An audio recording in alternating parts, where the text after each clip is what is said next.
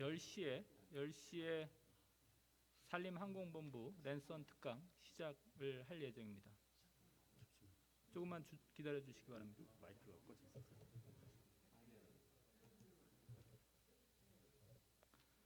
조금만 기다려 주시면 산림항공본부 랜선 특강 시작하도록 하겠습니다.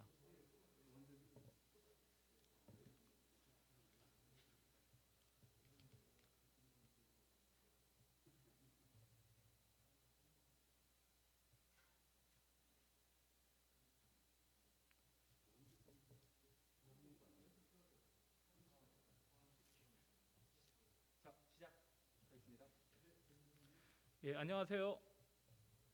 산림청 산림항공본부 본부장 고기현입니다. 우리 자체 랜선 특강을 매달 계획을 하고 있는데요. 현재 기후변화 총회 UNFCC라고 하죠. COP26 당사국 총회가 이제 영국 런던이 아니죠. 글래스고에서 개최가 되고 있어서 오늘은 강사님을 그 기후변화 특히 탄소와 관련된 전문가를 모셨습니다. 그래서 기후변화와 우리 또 항공본부 특성이 있기 때문에 산불 관리에 대한 이야기도 좀 듣고 특히 이제 탄소와 관련된 전문가이시기 때문에 그런 대안으로서 또 생각하시는 것을 공유를 해주신다고 우리 강사님을 모셨고요. 강사님은 소개는 좀 이따 좀 말씀드리고 기후 변화와 관련돼서 저희 산림항공본부도 이제 대응을 하고 있는데 굉장히 현실이 굉장히 챌린지한 것 같습니다.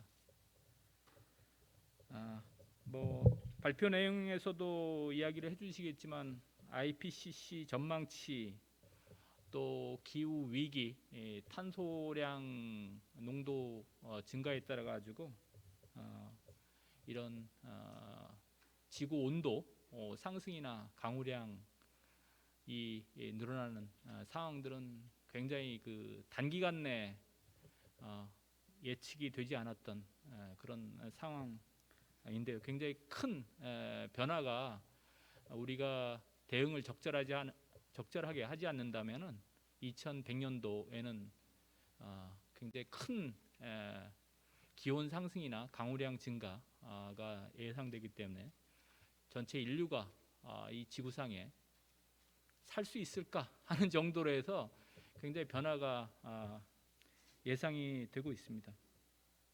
그런 내용들도 좀 생각할 수 있는 시간이 좀 되면 좋을 것 같고요. 오늘 또 강사님은 말씀을 해주시는 게 이런 기후 위기에 대응하기 위한 방안으로서 이제 시장에 대해서 이야기를 해주실 거예요. 시장.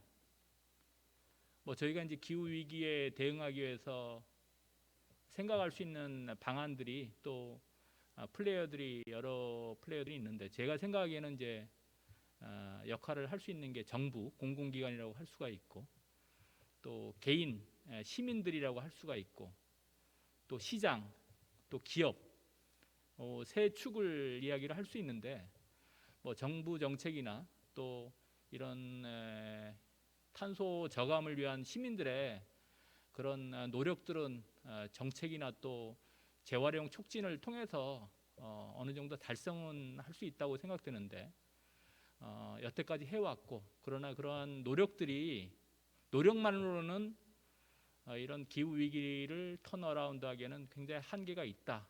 그래서 거기에 꼭 필요한 게 시장이다라는 말씀을 좀 드리고요.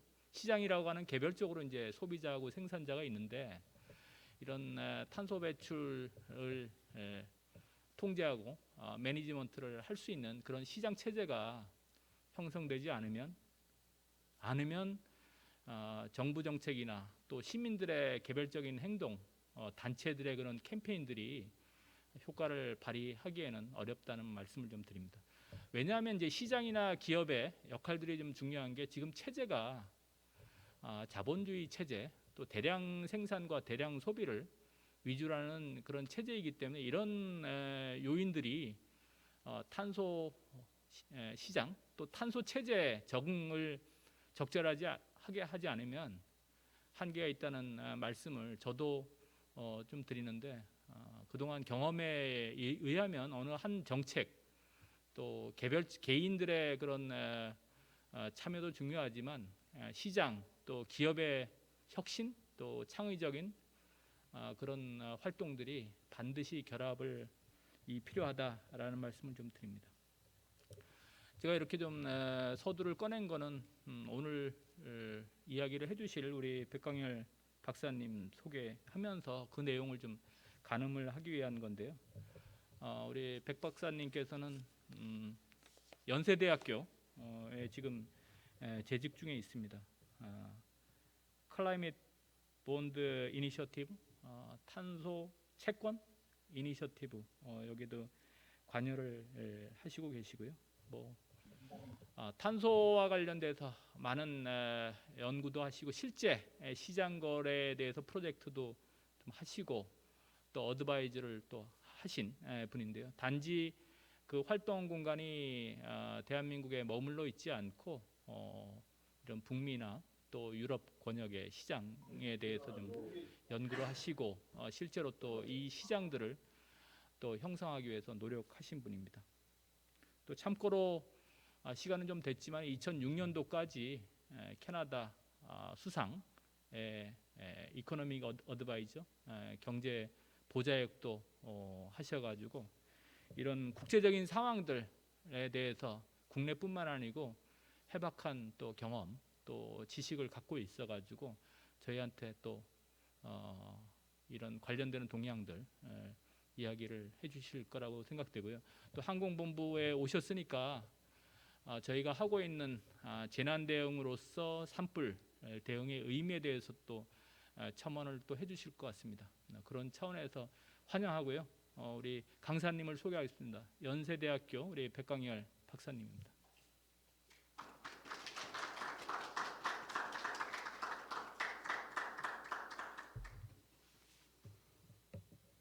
네, 안녕하십니까.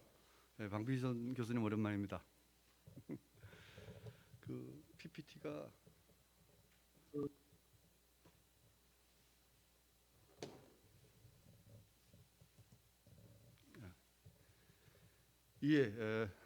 저는 JP 모건에서 기후금융 수석 전략으로 있다가 2014년도에 연대 MIT 기후금융연구원을 만들고 왔습니다. 그래서 서울에서 일도 하고 있고 아까 본부장님 말씀대로 해외에서 주로 있었습니다. 요즘은 이제 그 클라이밋 체인지에서 조금 더 좀 더 세련됐다고 그럴까요? 그래서 트랜지션이라는 단어를 많이 써요. 요즘 구조적인 변화라는 거죠. 단순한 바뀐 게 아니라. 그다음에 이제 그린스완은 아시겠지만 이제 그 까만 백조는 아무도 예상을 못할 때 나타나서 세상을 뒤집어 엎는 건데 그걸 갖다 요즘 이제 녹색 백조라는 단어를 써가지고서는 이 세상이 이제 뒤바뀔 거라는 얘기입니다. 이게 이제 그 IPCC에서 나온 자료인데요. 이게 그러니까 이제 네 가지 가능성을 지금 놓고 보고 있습니다. 이게 이제 INDC 현재 캅에서 하고 있는 대로 가면은 캅에서 요구하는 대로 캅에서 지금 계획한 대로 가면은 몇 도 올 건데 이 그래프는 이게 벨 커브를 갖다가 지금 수평 그래프로 바꿔서 조금 이해하기 어려운데 INDC는 이제 Intended National Determined Contribution인데 그러니까 각 국가에서 이제 그 자기 발표한 대로 우리나라 같은 경우 2050년도에 뭐 제로가 내려는 거 하게 될 경우에는 온도가 2100년도에 가면은 어느 정도 되냐면 약 여기서 이게 벨 커브를 이렇게 보시면 돼요. 여기서 보면 한 2에서 3도 이상 올라갈 거라고 보고 있습니다. 이렇게 되면 뭐 살기가 굉장히 어려워져요. 이게 지금 이제 우리 국제연합에서 생각하는 대로 계획을 추진한다 그래도 근데 이제 이게 제일 위에 있는 게 이제 그 제일 나쁜 거죠. 제일 증가량이 높아지는 건데 이걸 일반적으로 트럼프 커브라고 합니다. 트럼프가 하자는 대로 하는 거거든요. 그렇게 되면 2100년도 아니에요. 2070년도, 2060년도에 가면 벌써 한 5도, 6도 올라갑니다. 2100년 되면 다 죽어요, 이거는. 뭐 이건 뭐 부정을 하거나 뭐 반박을 할 그 가치도 없는 겁니다. 근데 이것도 아니고 아마 이렇게 갈 거라고 봐요. 아마 이렇게 갈 거라고 보는 이유는 아시다시피 이번에 캅26에 뭐 시진핑도 안 오고 푸틴도 안 오고 지금 석유, 석탄이 이제 계속 더 필요하다 이래가지고서는 그렇게 여기도 안 가고 아마 이게 흔히들 얘기하는 most likely입니다. 이게 worst, 이게 most likely인데 most likely 가게 되면은 한 4도에서 5도 올라가죠. 이것도 1년 못 삽니다. 2100년 들어가면. 그다음에 이제 이게 진짜 우리가 가야 되는 길이에요. 이게 베스트입니다. 이 베스트로 가게 되면 한 2도 정도 올라갑니다. 그럼 아직 한 80년 남았기 때문에 그 과학이 발달하고 그래서 인류가 생존할 수 있다고 이제 보는 겁니다. 근데 뭐 안타깝게도 아마 10중 8구 이쪽으로 갈 것 같아요. 지금 돌아가는 추세가.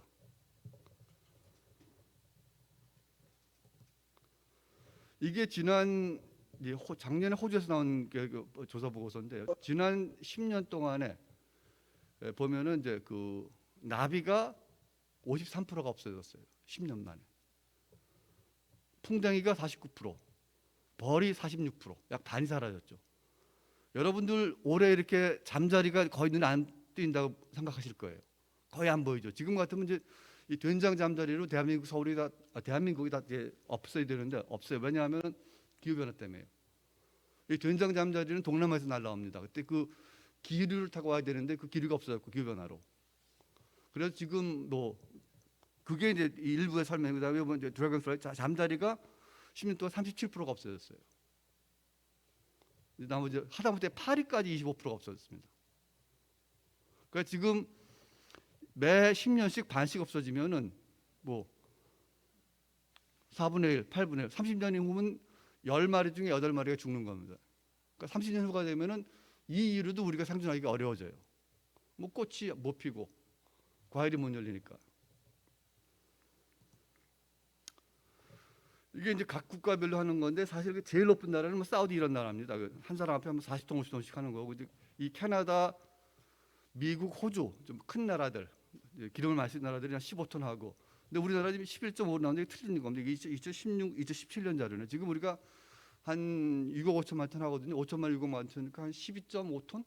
12.5톤이면은 뭐 러시아보다도 높고 일본보다도 높고 독일보다도 높고 영국보다도 높고 뭐 중국보다도 높고 가장 높은 것 중에 하나인데 정확히 따지면 아직 우리나라는 제조 경제이기 때문에 그런 이유도 있어요. 아직 공장이 많거든요. 다른 선진국에 비해서. 어쨌든 간에 우리나라는 전 세계에서 가장 높은 나라 중에 하나고 OECD 평균이 9인데 우리는 지금 12. 이게 한국에 많은 기후변화 영향을 줬을지도 몰라요. 아직 확실한 건 모르는데 우리나라 그 함경 북도 거기는 한대 기후입니다. 경상남도, 전라남도 남쪽은 아열대 기후입니다. 근데 지금 그 아열대 기후가 지금 충청도로 올라오고 뭐 강원도로 올라오고 있죠. 근데 우리나라 그 상당히 작은 나라인데도 불구하고 한대, 온대, 열대 세 개가 다 같이 있고 아열대. 그 다음에 또 가장 빨리 산업화가 이루어진 나라거든요. 전 세계에서. 모든 공장이 불과 지난 3, 40년 전에 다 생겼기 때문에 그게 영향이 있을 거라고 지금 보고 있어요. 근데 과학적으로 증명을 못 하고 있습니다. 아직. 뭐 지나가는 얘기는 이제 그 각국 대통령이 얼마나 탄소를 내뿜었느냐. 아베가 뭐 15,000. 그다음에 여기 문재인 대통령이 세 번째네요. 이 양반도 이제 많이 돌아다니셨으니까. 그다음에 이제 인류 건강에 가장 많은 해를 끼치는 거, 이 담배. 그러니까 이걸 이제 그 모든 자기 생명을 잃은 걸 갖다가 나눠서 이제 계산하는 건데, 한 사람이 1.6, 그러니까 1년 6개월, 1년 한 7개월 정도 잃은 게 이제 담배. 술은 뭐 11개월. 근데 이 파티큘레이트이 이게 저겁니다. 파티큘레이트 폴루션은 뭐냐면 이제 미세먼지예요.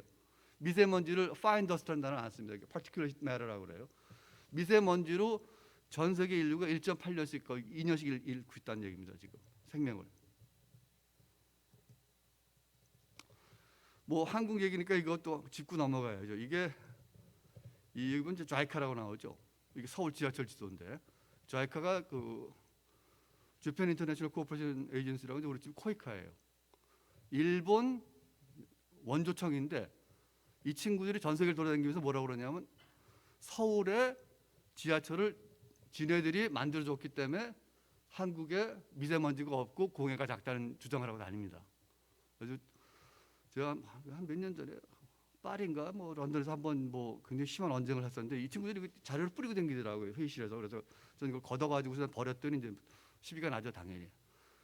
그래서 이제 옆에서들 했는데 저는 이게 거짓말인 줄 알았어요. 알고 봤더니 뭐 최초의 우리나라 1호선 지하철에 그 차량 몇 대가 일제가 들어왔더라고. 히타치가 들어왔었고, 그게 이제 말썽이 났었던 게 이게 또 뭐 이 다시 뇌물 사건이 나오라지 일본 그 원조청에서 받은 돈을 갖다가 다시 또 일본에 주고 뭐 그런 아주 불미스러운 사건이 나가지고 일본은 상대적으로 좀 잘 알려져 있어요. 근데 이 친구들도 말이 안 되는 게 1호선에 차량 몇 개 넣어놓고서 전 서울 지하철이 마치 자기들 때문에 이루어진 것으로 하는데 이게 전형적인 그 탄소 감축 방법이에요. 차가 10대가 10km 움직이는 거하고 지하철 한 대가 움직이는 거하고 당연히 탄소 배출이 달라지겠죠. 이제 본격적으로 들어갑니다. 이제 올해가 이제 COP26라고 그러는데 Conference of Parties 당사국 회의라고 그러죠. 지금 스코틀랜드에서 열려지고 있는 건데 이 당사국 회의에 가장 많이 쓰이는 형용사 둘이 뭐냐 하면은 crucial, disappointing. 중요하지만 실망스러운. 굉장히 중요한 건데 실질적으로 이루어지는 건 하나도 없어요. 이제 뭐 구조적인 이유는 이제 이 컨센서스라고 그래가지고서는 이제 이 투표를 하는 게 아니라 합의를 해야 되니까 제일 나쁜 쪽에 합의를 할 수밖에 없어요. 로이스트 커먼 디노미네이터로 내려갈 수밖에 없어요. 근데 이제 올해는 이 마크 칸이라는 이 양반이 원래 캐나다 사람이에요. 캐나다 사람인데 그 캐나다 중앙은행장을 하다가 이제 영국 중앙은행장이 됐는데 영국 중앙은행이 부패로 말썽이 많이 나니까 우리나라 그 옛날에 그 축구 대표 뭐 말썽 났을 때 외국인 불러들이는 식으로 이제 영국에서 이 캐나다 사람을 불러들였어요. 이 영국 은행이 금융 전 세계에서 제일 중요한 런던 금융을 알고 봤더니 뭐 학교 동기 동창 뭐 사촌 매형 뭐 천안 뭐 이렇게 해가지고 이제 부패가 굉장히 심해졌다고 해서 한 건데 그래서 이 양반이 중심이 돼서 글라스고 파이낸셜 얼라이언스 포 넷제로 그러니까 금융으로 해결해 보려고 그럴 겁니다. 이제부터는 가장 중요한 메시지예요. 지금 이번 그 COP26에서 이 양반하고 블룸필드하고 이제 마크 블룸필드 대통령처럼 나왔던데 그 둘이 하는 건데 여기 역사적인 배경이 잠깐 있어요. 이게 뭐냐면은 합의가 못 일어나는 이유 중에 하나가 아까 시진핑도 있고 뭐 푸틴도 있지만 합의가 못 일어나는 가장 큰 이유는 뭐냐면 이게 기후 변화라는 게 결국 에너지거든요. 환경은 에너지예요. 왜냐하면 모든 석유 석탄이 에너지거든요. 근데 19세기에는 영국이라는 나라에서 가장 중요한 자원인 에너지인 석탄을 영국 화폐인 파운드를 거래했어요. 그래서 자원하고 화폐 에너지하고 금융을 잡으면 세계를 제패합니다. 20세기는 어떻게 됐냐면 오펙이라는 게 나왔는데 오펙은 미화로밖에 거래가 안 됩니다. 그러니까 석유라는 가장 중요한 자원을 미화로 거래를 하는 거예요. 그럼 뭐 여러분들 많이 들으셨겠지만 미화는 그냥 찍으면 되거든요. 미국 중앙은행에서. 어제 석유 사우디에서 한 개 팔았어요. 이제 100만 불 받아갔어요. 그 돈 100만 불 뭐 합니까? 또로 미국 은행에 집어넣는 거예요. 이러니까 이제 1980년대 말 그때 소련이 붕괴를 하면서 유럽이 이제 통일하지 않습니까? 천하 통일하고 나서 무슨 얘기를 하냐면 우리가 지난 200년 동안 영어 쓰는 사람들한테 당했는데 우리도 가장 중요한 자원을 찾아서 그걸 우리 화폐를 거래를 하면은 세계를 제패할 수 있다. 그럼 이제 화폐는 유로라는 화폐가 나왔으니까 그건 뭐 큰 문제가 아닌데 그럼 가장 중요한 자원이 뭐냐? 결론이 뭘로 나냐면 탄소 배출권으로 결론이 나요. 왜냐하면은 탄소 배출권은 화석 에너지가 비화석 에너지로 가는 가격이거든요. 그러니까 석유, 석탄이 풍력, 태양력으로 갈 때 그 차이점을 탄소 배출권이라는 일종의 벌금으로 하려는 거기 때문에 이 구조적인 문제는 나중에 기회 있을 때 좀 들어가겠습니다만 그래서 교토라고 여러분들 다 아는 그 교토에 미국은 참가를 안 합니다. 이 분쟁이 나기 시작하면서 물론 유럽도 잘못한 게 많아요. 유럽은 어떤 식으로 교토를 잡았냐면은 이 선진국, 후진국으로 나눠가지고 후진국에는 탄소 배출권에 그러니까 소위 기후금의 의무를 안 줬습니다. 이유는 딱 하나뿐이에요. 3차 산업에서는 자신이 있는데 미국을 따라잡을 자신이 있는데 제조업에서 밀리거든요. 그러니까 제조업을 미국의 제조업을 어떻게 잡냐면 중국을 키워가지고서 미국을 잡겠다는 생각을 해요. 그래가지고 중국하고 인도 같은 후진국에 탄소 배출 의무를 안 줍니다. 의도적으로. 미국이 모르네 뻔히 하는 얘기인데. 그러니까 교토 사인 하죠. 결국 교토 사인 안 합니다. 오바마도 그랬고 클린턴도 그랬고 부시도 그랬고. 그래가지고 이 친구들이 집요하게 매달려가지고 이제 뒤집어 엎는 게 파리 체제예요. 교토를 없애고 그 파리 체제 대체시키고 그 파리 체제에서는 중국이나 인도 같은 후진국도 의무가 생깁니다. 그래서 이제 여기서 이론적인 건 뭐냐면 기후 변화의 가격을 알아내자. 결국 금융 이게 사실 돈이거든요. 아무도 아침에 일어나가지고 난 오늘 뭐 5톤의 탄소를 배출하겠다. 나는 뭐 오늘 환경을 더럽히겠다 이런 생각 안 해요. 아무도. 뭐 커피를 만들다가 자동차를 몰다가 헬리콥터를 몰다가 나오는 거거든요. 그래서 그 정확한 가격을 알아야 된단 말이에요. 그럼 이걸 갖다가 이제 그 자연 자본의 가격이라는 단어를 씁니다. 쉽게 얘기해서 바람의 가격은, 구름의 가격은, 냇물의 가격은, 바위돌의 가격은 그걸 다 알아야 되거든요. 근데 쉽게 설명할게요. 뉴질랜드 오클랜드 가면 우리는 한강 같은 강이 있어요. 근데 한강의 가격을 모르지 않습니까? 한강의 비용을 몰라요. 왜냐? 한강의 가치를 모르기 때문에. 그래서 이걸 어떻게 하냐 하면은 그 강을 회사로 바꿨어요.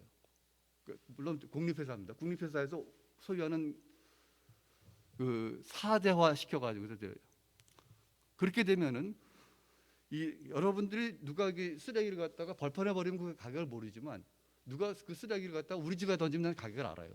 그걸 이제 배출 봉투도 사야 되고 뭐 쓰레기도 와야 되니까 그런 식으로 사유화, 재산화, 자산화 시키면은 그만큼 상대적으로 빨리 자연 자본의 가격을 알아낼 수 있다는 겁니다. 우리가 그 냇물의 가격만 진작 알았어도 거기를 얼마 오염시키면 얼마의 비용이 나온다는 걸 알 수 있거든요. 그래서 월드뱅크에서는 지금 한 700여 명이 자연 자본, 이 내추럴 캐피털의 가격을 지금 연구하고 있습니다. 그래서 이제 그 기후금은 이제 크게 둘로 나눕니다. 탄소 배출권, 기후 채권 둘로 나누는데 이게 이제 이번에 다 그 캅에서 많이 진전되겠지만 탄소 배출권은 자본의 역할을 합니다. 그리고 기후 채권은 이제 부채고.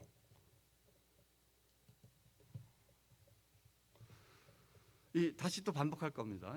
이게 지금 전 세계에서 그 탄소 시장이 열려 있는 데입니다. 근데 이게 뭐 사실 100% 맞지는 않는 건데 이제 미국 같은 경우에는 셋으로 나눠져 있어요. 이 주정부 관할로 여기 보면 이제 이 캘리포니아하고 퀘벡, 캐나다 퀘벡하고 연계가 돼서 하나가 있고 그 다음에 동부에 한 세트가 있고 그 다음에 중부에 한 세트가 있고 그래서 이제 셋으로 나눠져 있고 유럽은 뭐 아시다시피 유럽 이제 배출권 거래제가 있고 그 다음에 중국은 뭐 말로는 10년 전부터 거래제 한다고 올해 시작했다고 그러는데 뭐 그렇게 신빙성이 가진 않습니다.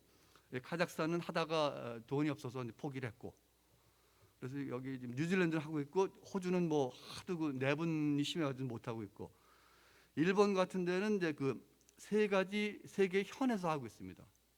이건 이 얘기도 좀 이따 하겠는데 이 중국 시진핑이라는 사람이 이 기후 변화에 상당히 긍정적으로 나왔다가 지금 석탄이 모자라니까 다시 이제 컵에 안 오는데 이 중국 체제에서 기후 변화에 적응은 이유가 좀 다릅니다. 여러분들 그 블러드 다이아몬드라는 영화 보셨는지 모르겠는데 그 디카프리오 나오는 영화인데 그 보면 그 아프리카에서 가장 중요한 자산은 다이아몬드예요. 다이아몬드 채굴을 할 수 있는 그 권리가 있으면 그게 정치 세력이 됩니다. 근데 중국에서 가장 공산당에 대항을 할 수 있는 재력을 갖고 있는 그룹이 두 그룹이 있었습니다. 하나는 석유, 하나는 석탄. 석유 그룹은 이제 주융쾅이라고 해가지고 저융쾅이라고 해서 그 석유 그룹의 대부였죠. 숙청당했죠. 그 다음에 이 등소평 때 총리를 한 사람이 리펑인가 그런데 그 사람의 아들이 지금 그 신천이라고 이제 중국에서 제일 석탄이 많은데 그 성장입니다. 그래가지고서는 중국 공산당에서 시진핑 그룹에서 가장 경계하던 그룹이 자원을 갖고 있는 그룹들이에요. 누구든지 석탄이나 석유를 컨트롤하게 되면 부가 생기기 때문에 그래가지고 정치적 숙청, 제거 그걸로 기후 변화를 이용하고 있다는 게 일반적인 분석이 안 틀립니다. 일본은 뭐 아주 쇼를 하고 했고요. 이게 또 지금 시간이 없으니까 넘어가겠는데 일본은 이제 그 유럽하고 미국하고 이제 싸움이 나니까 전형적인 일본다운 이 리스폰스를 합니다. 뭐냐면 이제 유럽 가서는 정부는 그러니까 일본 탄소 배출권에 대해서 정부는 빠지고 일본 정경련이 이걸 맡았어요. 그래가지고 유럽 가서는 우리 정경련이 하니까 한다. 미국 가서는 우리 정부가 빠졌으니까 안 한다. 그러고서 이제 넘어갔다가 그게 말썽이 나서 자기네들 아까 자이카를 통해 가지고 이걸 다시 또 만듭니다. 이게 뭐냐면은 뭐 베트남에 하노이에 가서 뭐 지하철을 지어주는데 자이카에서 돈을 주면은 그거 갖고 일제 기계밖에 못 사요. 일제 전동차를 사가지고 지하철을 짓게 되면은 이제 오토바이 1,000대가 2km 가던 게 지하철 하나 가면서 탄소가 얼마 줄어들었다. 100톤 줄었다. 그럼 탄소 배출권 시켜가지고 탄소 배출권 유가 증권화를 시켜가지고서는 그걸 일본으로 가져와서 자기네들이 그 감축용으로 썼습니다. 그러니까 여러 가지 구조적인 문제 실패를 또 해요. 그래서 올 초에 바뀌었죠. 이제 시장 제도로 가겠다고. 우선 이제 배출권 거래되는 게 뭐냐면은 이 정부에서 나서서 삼성, 현대, SK 니들 다 1톤씩 줄여 이렇게 얘기를 하잖아요. 그럼 다들 한 개의 비용이 달라요. 맥이라는 게 뭐냐면 marginal abatement cost, 1톤 줄일 때마다 들어가는 가격입니다. 한 개의 비용이죠.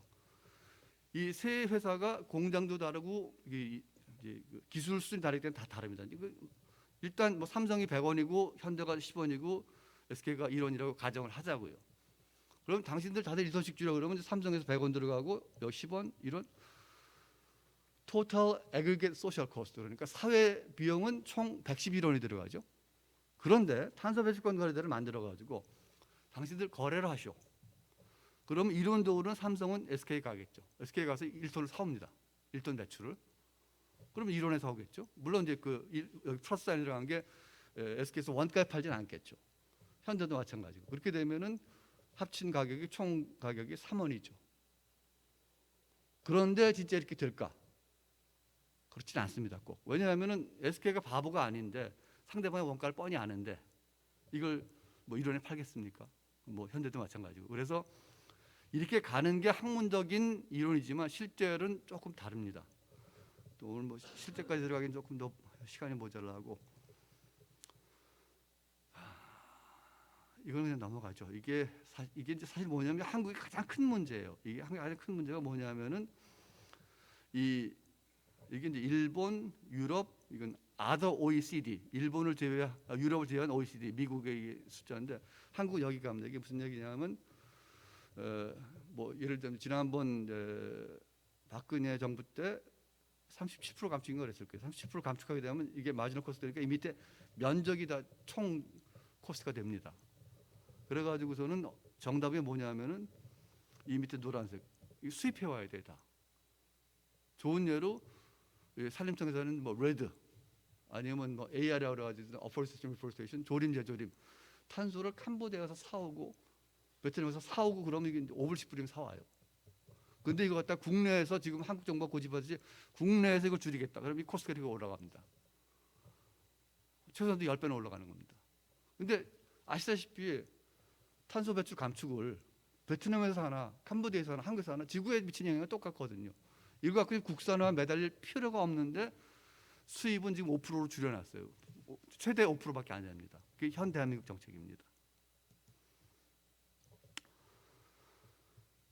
그리고 이제 이 또 하나 지금 우리나라 배출권 정책의 가장 큰 문제점 중에 하나가 뭐냐면 우리나라는 2012년도에 없어진 UN 배출권 거래제도 청정개발제도라고 들어봤을 거예요. 청정개발제도에 있는 배출권 거래제도를 사용하는데 이게 잘못된 제도예요. 그러니까 극단적으로 어떤 일이 벌어지냐면 우리나라에서는 지금 HFC라든가 SF6 뭐 그다음에 N2O 같은 거를 배출하게 되면은 배출권을 줘요. 그게 무슨 얘기냐면은 이제 뭐 여기 있는 공장 하나에서 이제 이 악성가스 100톤을 배출했다. 그럼 그걸 모아서 소각을 해야 됩니다. 그럼 없애는 거죠. 그럼 100톤을 없앴다고 100톤의 배출권을 정부에서 줘요. 그럼 그게 어떻게 되냐? 그 100톤을 갖고 누군가는 배출을 하겠죠. 그걸 사갔으니까 배출할 권리를 사갔으니까. 근데 법은 이렇게 되면 안 됩니다. 그러니까 처음부터 배출을 막았어야죠. 화학 공장에서. 근데 이제 그게 문제가 교토시 댐의 문제예요. 이게 클린 디벨롭먼트 메커니즘 청정 개발제도의 문제입니다. 그리고 이제 또 하나는 이게 지금 한국에서 태양광이라든가 풍력 여기에 대해서 배출권을 줘요. 그럼 청정 발전인데 왜 배출권 주는 게 뭐가 나쁘냐 그러겠지만 배출권의 가장 중요한 이론이 뭐냐면 이제 이 WAC, Weighted Average Capital Cost라고 그래가지고서는 가중 자본 평가 비용입니다. 이건 이제 내재 인터널 레이트 오브 리턴이라고 그래가지고 이익성이 비용보다 높으면 배출권이 발행이 안 돼야 됩니다. 왜냐하면 어차피 사업 진행되거든요. 그러니까 추가성이라는 게 없어져요. 그래서 지금 한국에서 풍력이나 태양광 하면 돈을 법니다. 그럼 어차피 진행될 거였어요. 거기에 왜 배출권을 줍니까? 그럼 어떻게 되겠어요? 풍력 태양광에 1,000톤, 10,000톤을 준단 말이에요. 그럼 누가 그걸 사가지고 그만큼 배출을 해요. 그러니까 결과적으로는 대한민국의 잘못된 배출권 거래 제도로 탄소 배출을 감축을 시키는 게 아니라 탄소 배출을 증가시키는 이상한 결과가 나오기도 합니다. 그런데 여기서부터 이제 그 산림 얘기로 들어가기 시작할 텐데, 이 산림청 와서 이 나무 얘기하려니까 뭡니까, 저기 빌 게이츠 앞에서 윈도우 얘기하는 것 같아서 좀 미안한데, 탄소 배출권은 두 종류가 있습니다. 이 태양광이라든가 이런 풍력같이 어보이던스, 방지 배출권이라는 게 있어요. 그러니까 태양광 지금 여기다 설치한다고 해서 탄소가 없어지는 게 아닙니다. 태양광을 설치하면은 방지, 아마 석탄 발전을 덜 할 테니까 그만큼 방지를 할 것 같다. 근데 사실 지금 우리나라 지금 7기가, 삼성, 포철, SK, 한화 합쳐서 7기가의 석탄 발전을 하고 있습니다. 짓고 있어요. 강릉에 짓고 있고, 삼척에 짓고 있고, 태안에 짓고 있고, 안 줄어들고 있어요. 근데 가장 확실한 게 제거 배출권입니다. 여기서 removal and offset은, 제거 배출권은 뭐냐면 탄소를 없애는 거예요. 그건 세 종류가 있어요. 첫 번째는 이제 CCS라고 해가지고선 Carbon Capture Sequestration이라고 하는데, 그 공기에 있는 탄소를 잡아내는 거예요. 빌 게이츠가 투자 많이 했죠. 이건 돈이 안 돼요. 1톤당 한 400불에서 600불 들어갑니다. 그 실현성이 없어요. 그러면 실현성 있는 건 뭐예요? 산림탄소예요. 산림이 이렇게 중요한 역할을 합니다. 나무만이 대기에 있는 탄소를 잡아서 포집을 해서 그 다음에 그 나무를 갖고 목재를 만들고 뭐 그릇을 만들고 이런 의자를 만들고 플라스틱 대신에 나무를 쓰고 이렇게 되면은 그 나무는 대기로 안 나가거든요. 다시 나간다고 해도 80년은 어차피 또 다시 나무가 돼요. 석유, 석탄이 나쁜 게 뭐냐면 땅 속에 있는 걸 끄집어내서 대기에 넣기 때문입니다. 지구상에 있는 대기는 항상 똑같았거든요. 그래서 산림탄소가 가장 중요한 탄소 배출권 역할을 하고 가장 확실한 탄소 배출권 역할을 합니다. 그런데 이 산림탄소 배출권이 상대적으로 안 알려지고, 그다음에 아시는지 모르겠지만 레드는 유엔제도에서 인정을 안 합니다. 그다음에 AR 조림 제조인 탄소 배출권은 유엔제도에서 인정을 하는데, 이게 왜 아무도 얘기를 안 하냐면 유럽에서 이걸 인정을 안 했어요. 유럽에서 CDM을 하면서 이 산림만 뺐습니다. 이건 다른 정치적인 이유가 있어서 그런 건데. 그 다음에 이제 이 기후 채권입니다. 지금까지 탄소 배출권을 얘기했고 자본을 얘기했고 이제 부채를 얘기하는 건데, 이 기후 채권이라는 게 뭐냐면은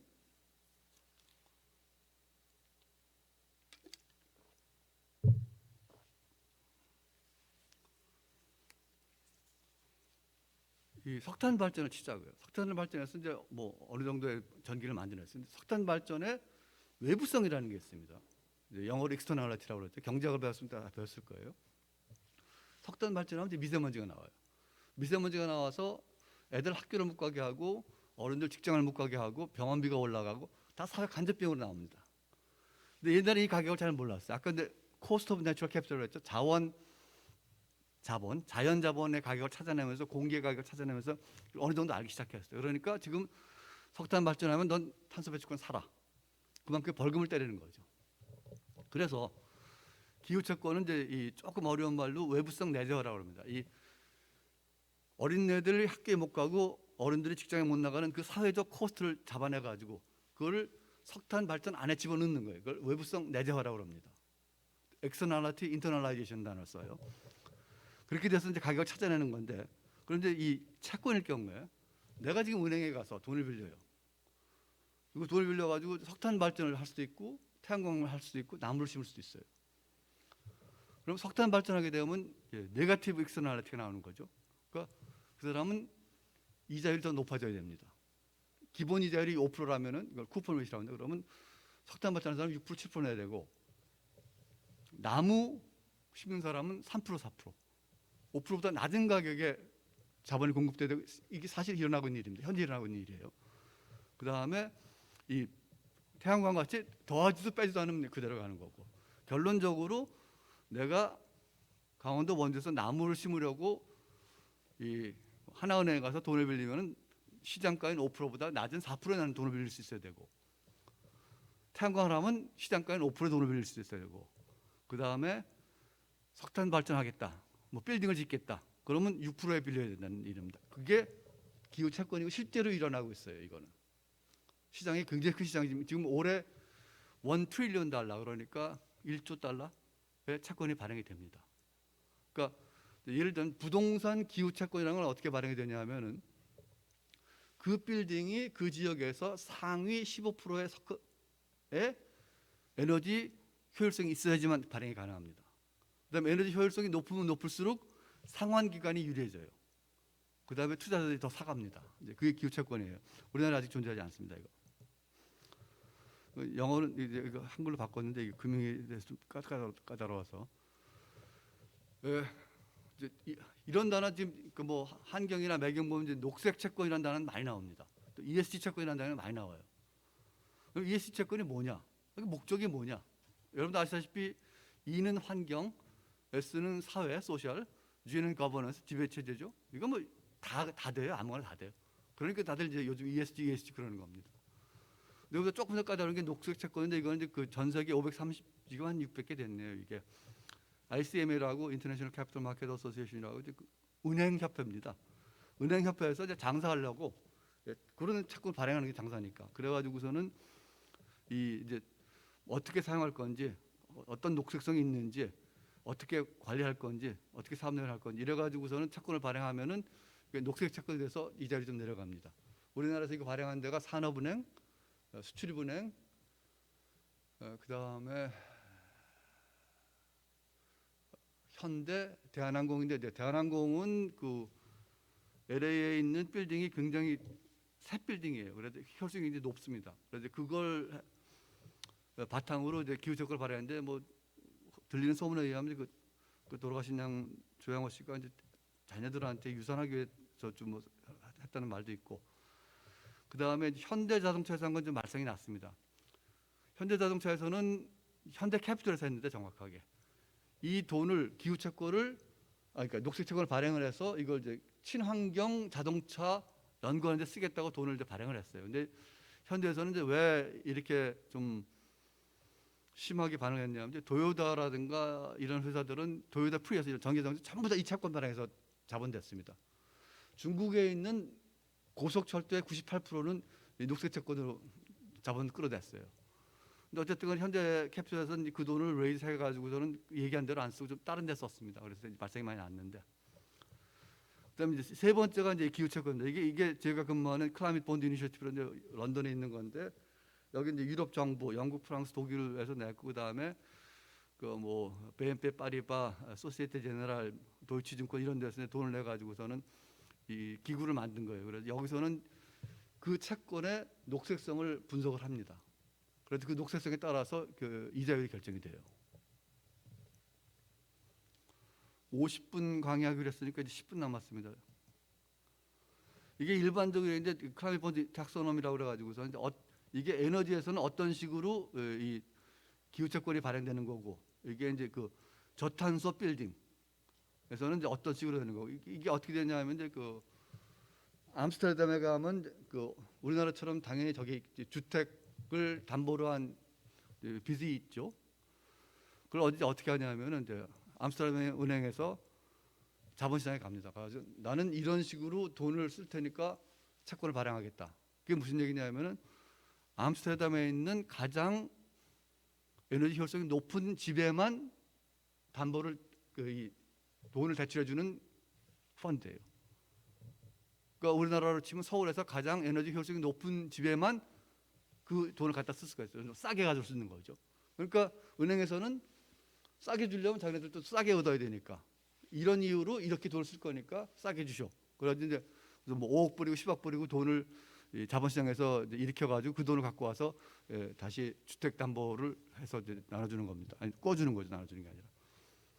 공장, 그다음에 이제 쓰레기, 그다음에 교통수단, 뭐 이제 IT 이거는 여러분들 아시는지 모르겠지만 전 세계에서 가장 지금 탄소에 매달리는 회사 세 개가 아마존, 구글, 마이크로소프트입니다. 왜냐하면 특히 이번에 온라인 이 코로나 나면서부터 데이터 센터 전기량이 무지하게 늘어났거든요. 구글만 한 200만, 2억 킬로와트아워의 전기를 써요. 마이크로소프트도 마찬가지고. 그러니까 이메일 하나가 1g의 전기를 씁니다. 이 비디오 스트리밍 1시간 하면은 자동차 30km 간 만큼의 전기가 나와요. 그래서 이제 거기서 상당히 매달리는데 그 얘기도 좀 이따 하죠. 이게 잘못 알려진 거가 이제 이 가장 유명한 게 이제 이 자동차인데, 이 여기 보면 이제 테슬라하고 BMW 750하고 미쓰비시 미라지, 이거 MIT 스타디입니다. 미쓰비시 미라지는 우리로 치면 이제 기아 모닝 같은 차예요. 여기에서 탄소 배출 보면은 테슬라가 226 1kg에, BMW가 385, 기아 모닝이 192입니다. 그러니까 테슬라가 친환경이 아니에요. 근데 이건 어디서 쟀냐 하면은 미국 서부에서 쟀습니다. 미국은 주별로 전기가 다르기 때문에 어떤 전기를 쓰냐에 따라서 이 차이가 굉장히 심하게 납니다. 15에서 280까지 차이가 나요. 제일 처음에 이제 그 프로덕션 에미션, 자동차 만들 때 나온 탄소. 근데 여기 보면 제일 높은 게 테슬라예요. BMW보다 더 많아요. 왜 그럴까요? 배터리 때문에 그럽니다. 배터리를 만들 때 나오는 탄소가 15톤 돼요. 이게 지금 계산이 좀 조그만 글자 나오는데 이게 15만 킬로 가는 거로 계산됐을 겁니다. 그래서 우리나라 같은 데 이제 더 문제인 게 뭐냐면 한국, 일본, 중국 다 마찬가지예요. 우리나라나 중국 같이 화력 발전하는 나라에서 배터리를 만들기 때문에 탄소가 더 나옵니다. 테슬라 같이 네바다 사막에서 배터리를 만들면 탄소가 좀 덜 나옵니다. 그다음에 이제 이거는 이제 운행하는 동안에 나온 거예요. 이게 이제 운행하는 동안에 휘발유 탄 거 얘기하는 거죠. 이제 BMW가 95,000, 미쓰비시 46,000, 그다음에 테슬라가 48,000, 미쓰비보다 많아요. 기아 모닝보다 많은데 왜냐?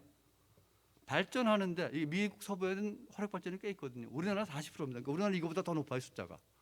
그러니까 우리나라에서 전기 자동차 쓰는 게 친환경이 아니라는 결론이 나옵니다. 이거는. 그다음에 엔드 오브 라이프 미션, 이거 이제 자동차 폐기할 때 나온 탄소. 그래가지고 다 총 나온 게 61,000, 103,000, 51,000. 그걸 킬로미터로 나누면은 226, 385, 192. 그러니까 전기 자동차로 가는 게 답이냐? 그럴 수도 있고 안 그럴 수도 있어요. 그다음에 또 하나 이 산림청이니까 수목장. 사람 하나 이 일기 화장하는데 200kg 탄소 나옵니다. 그러니까 전에는 화장이 매장보다 친환경이라고 하는데 지금은 또 아니라고 그래요. 그래서 신규 매장은 어떻게 하냐면은 바이오디그레이더블 관을 짜고, 아니면은 그냥 이 바다에서 수장하듯이 천만 둘러가지고서 매장합니다. 그러면 이제 뭐 살은 2주, 뼈는 2년이면 다 녹아서 없어져요. 근데 이제 인도 같은 데 가면 이제 다 화장을 하는데, 여러분들 뭐 TV에서 봤겠지만 나무를 갖다 화장을 하거든요. 그러면 뭐 거기에서 탄소가 어느 정도 나오는지 아시겠죠. 근데 이거를 살려줄 게 여러분들이 지금 지키는 산림입니다. 아마. 이게 뭐냐면은 뭐 자동차는 뭐 그렇게 간다고 치자고요. 전기로 간다고 치자고요. 삼척에서 발전하고 뭐. 그리고 그다음에 그 참고로 그 이 원자력 발전도 탄소 제로 아닙니다. 원자력 발전 짓는 데 들어간 탄소 무시를 하더라도 후쿠시마에서 터졌을 때 탄소가 얼마나 나왔겠습니까? 뭐 길을 500km를 새로 닦았고 아파트를 1000채를 새로 지었고 그 쓰레기를 다 청소했고. 그러면 사고가 났을 때 100톤의 탄소가 나온다. 사고가 날 확률이 1%다. 그럼 1톤은 나온다고 봐야 되는 거거든요. 실질적으로 독일에서는 이렇게 계산을 해요. 우리나라에서는 이렇게 계산 안 합니다. 제로라고 그래요. 그래서 한국에서는 원자력이 유리하다 그러는데 결코 아닙니다. 원자력은 언젠간 사고가 나요. 근데 우리나라는 아직 폐기 못하고 있어요. 그냥 쌓아놓고 있잖아요, 지금. 우리는 어떤 도건 간에, 어떤 군이가 어떤 시건 간에 거기다 원자력 폐기물 찾고 짓는다고 그러면 어떻게 될 것 같아요? 그럼 뭐 대통령부터 다 날아갈 겁니다. 미국도 없어요, 지금. 네바다 그 땅속 깊은 바위 속에다가 원자력 폐기물 시설을 만들었는데, 그게 한 40년 전부터 시작해가지고선 클린턴 때 완공됐다가 그때 또 실패하고 오바마 때 또 실패했는데, 왜냐하면 네바다 주민들이 뭐라고 했습니까? 그렇게 안전하면 니네 땅에다 묻지 왜 일로 가져오느냐. 그래서 이제 긴장 짧게 해가지고 자유민주주의 국가에서 원자력은 뭐 별로 가능성이 없다고 봅니다. 근데 지금 이제 그 가장 큰 이슈가 뭐냐면은 항공유예요. 여러분들 산림청 항공본부의 가장 중요한 게 항공유예요. 배터리는 휘발유, 액체 연료의 에너지 효율성이 70분의 1입니다. 그러니까 1리터의 휘발유로 갈 수 있는 비행을 하려면 70kg의 배터리를 실어야 된다는 얘기죠. 그 비행기는 안 돼요. 근데 비행기가 지금 보통 일반적으로 계산할 때 우리나라 나오는 정도, 그러니까 7억 톤, 7억 톤에서 10억 톤의 탄소가 비행기로 나옵니다. 그러면 비행기는 지금 100% 석유란 말이에요. 이걸 어떻게 줄일 거냐? 그래서 나오는 게 항공유 친환경 목재인데 이걸 이제 정확하게 리그노 셀룰로스 리퀴드 퓨얼이라고 그래요. 그러니까 여러분들 잘 아시다시피 나무는 이제 셀룰로스, 헤미셀룰로스, 리그닌 있지 않습니까? 리그닌만 녹이면 되거든요. 근데 리그닌 녹이는 이제 기술이 많아요. 뭐 효소 쓰는 기술도 있고 화학약품 쓰는 기술도 있고 하다못해 MIT에서는 곤충으로 해결하는 데도 있습니다. 그래도 리그닌만 꺼내게 되면 이제 그 다음에 이제 그 모노머를 만드니까 디폴리머라이제이션 하고 그 다음에 다시 올리고머라이제이션이라고 그래가지고 다시 이제 모으는 거죠. 폴리머로 바꾸는 거죠. 그렇게 되면 기름이 됩니다. 알코올이 돼요. 그래가지고 지금 현 기술은 뭐냐면 이제 이게 굉장히 유명한 단어 될 겁니다. 이게 Sustainable Aviation Fuel, 지속 가능 항공유, 지속 가능 항공 액체 연료, SAF. 이걸 갖다가 지금 나무를 해결하는 수밖에 없다고 결론이 나오고 있고 유럽에서는 에너지 정책에서 2.2%의 에너지를 나무 기름으로 대체하겠다고 지금 발표가 되어 있습니다. 그러니까 나무가 여러분들이 일반적으로 알고 있던 것보다 굉장히 많은 역할을 하고 있고 여러분들이 지금 지키는 이 산림이 탄소 포집을 떠나서 에너지에도 큰 혁명을 가져올 수 있는데 여태까지는 이게 돈이 안 됐어요. 쉽게 얘기해가지고 코스가 높았던 거라. 지금 점점 내려오고 있거든요. 그러니까 한 1970년대 태양광으로 생각하면 돼요. 그때 태양광은 돈이 안 됐죠. 정부에서 굉장한 그 지원금을 받기 전에는. 지금 거기 와 있는데 점점 이 코스트 내려가고 있습니다. 그래서 현재는 50대 50, 그러니까 석유 기반 항공유 반, 그 다음에 에탄올 반 집어넣게 되면 이제 이게 됩니다. 그리고 이 100%도 돼요. 근데 코스가 높아서 그렇죠. 에어 뉴질랜드가 세계 최초로 이제 그 팜오일하고 그다음에 자트로파, 그거는 이제 그 대서양을 횡단에 성공했어요. 대한항공도 시카고에서 서울인가 한번 운행을 했습니다. 지금 테스트를 하고 있기 때문에. 이게 뭐냐면 이제 이렉트에서 보통 본 드라이 턴, 그러니까 이제 습기 다 뺀 거 동남아에 가면 이제 제가 또 코린도라는 회사 고문을 하고 있는데 거기 보면 이렉타 1년에 한 30톤 나와요. 30에서 40톤 정도 나옵니다. 30큐빅이 30톤 되니까 그럼 이제 본 드라이 치면 이제 15가 되면 이게 한 4분의 1 정도가 에탄올로 바뀌거든요. 그다음에 에탄올에서 사실 60%, 2.4톤이 SAF가 나오는데 지금은 아직 아까 말씀드린 돈이 안 되는데 이게 이제 지원금이 있을 경우에 그래도 캘리포니아하고 이제 독일하고 두 군데서 지금 생기고 있습니다. 지금 공장 계획 단계에 들어가고 있어요. 근데 이제 이 방법 제일 빠른 게 뭐냐면은 그 우칩 발전소를 이용하는 게 제일 빠릅니다. 그 우칩이라는 게 이제 뭐 나무 쪼개가지고 잘게 해가지고서는 이제 태우는 거니까 그걸 갖다 태우지 않고 이제 보통 요즘 제일 많이 쓰는 게 이제 황산, 서퍼릭 가스 쓰는데 그걸 써가지고서 또 효소도 집어넣어야 돼. 그래가지고 리그닌을 분리해서 리그닌을 태워서 그걸 또 다시 연료를 쓰는 방법을 하는데 아직 코스는 안 받지만 이게 저는 전기 자동차가 답이라고 안 보는 게 전기 자동차도 많이 갑니다. 당연히. 뭐 캐나다 같은 데서도 저는 이제 밴쿠버라는 데 사는데 밴쿠버에서 전기 자동차 똑같은 현대 아이오닉을 타게 되면은 나오는 그 탄소하고 알버타라고 그래서 캘거리인데 기름만에서 나오는 탄소하고 거긴 발전이 다 기름이에요. 한 100대 1로 차이가 납니다. 그래서 전기 자동차 되는 데가 있고 안 되는 데가 있어요. 근데 여러분 보다시피 이 많은 주유소, 이 많은 유조선, 이 많은 유류 트럭 이거 다 어떻게 할 거예요? 다 갖다 버릴 거예요? 언론 얘기 들으면 다 전기차로 바뀌는 거 필요 없어지고 안 그렇습니다.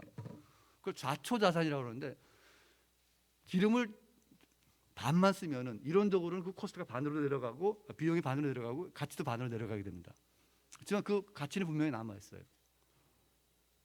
그래서 액체 연료 시장이 굉장히 크게 될 거라고 저는 판단하고 있고, 그다음에 그 액체 연료의 생명은 이 흔히 얘기하는 이풀 종류의 얘기죠. 풀 종류의 얘기인데 이게 뭐냐면 이제 잔디, 갈대, 나무 이렇게 얘기하는데 여기에 이제 리그린만 제거하면 되는데 지금 미국에서 이거 이제 로렌스 랩이라고 버클리에서 나온 스터디인데 미국에서 버리는 잔디, 거기 잔디 많이 깎지 않습니까? 그 버리는 잔디로만 미국에서 필요한 석유의 75%가 나올 수 있습니다. 아직 코스트가 안 맞아서 그게 문제죠. 시간 문제라고 봐요. 이러지 그걸 뭐라고 그러냐면 여러분이 필요한 항공유를 재배하세요. Grow your own fuel이라는 단어를 씁니다. 이제 여기서 뭐 이게 나오는 거예요. 이제 이 항공이 인류가 뿜어내는 탄소의 2%, 약 10억 톤 하기 때문에 이걸 잡으려면은 이게 또 9% 15% 계속 이제 증가를 하고 있고 비행기 사용하는 게 그다음에 2050년에 뭐 70%까지 증가를 할 건데 이걸 잡으려면은 지금처럼 계속해서 석유를 쓰게 되면은 뭐 10억 톤, 20억 톤 올라갈 거 아닙니까? 안 된다는 거죠. 지원금을 주더라도 아까 얘기한 Sustainable Aviation Fuel로 지속 가능 목재 석유로 가야 될 수밖에 없다는 겁니다. 이제 흔히들 이걸 바스큘러 플랜트라고 그래요. 나무, 갈대. 근데 나무도 중요하지만 갈대 같은 건 이제 열대지방에서 원체 빨리 크니까 이제 많이 사용하게 될 겁니다. 이게 현재 믹스. 현재는 이제 이게 2000 몇 년도에 2010년도인가? 이게 휘발유고 이게 디젤이고 이게 jetfuel이에요. 항공유고. 19년이니까 2019년 예. 근데 2050년이 되면은 이제 이게 이 친환경으로 바뀐다는 건데 친환경에서 여기서 보면은 이제 이 알가이 이끼입니다. 이끼가 그 기름 덩어리예요. 그래서 그 이끼에도 지금 굉장히 많이들 매달려 있습니다.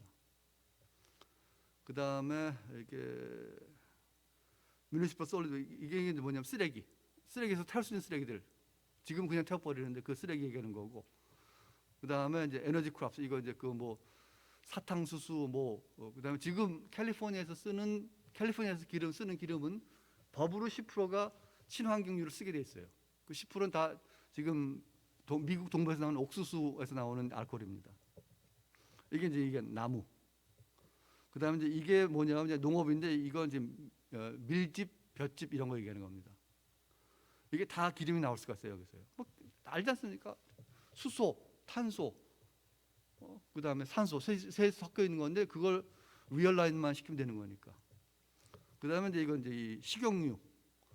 여러분 이건 지금 한국에서도 일하는 일이에요. 식당에서 맥도날드에서 이제 기름튀기 맥도날드뿐만 아니라 통닭집에서 튀긴 기름 그다음 모아갑니다. 모아서 정제하면 다시 또 쓸 수 있고 항공유까지도 만들 수 있어요. 정제하면.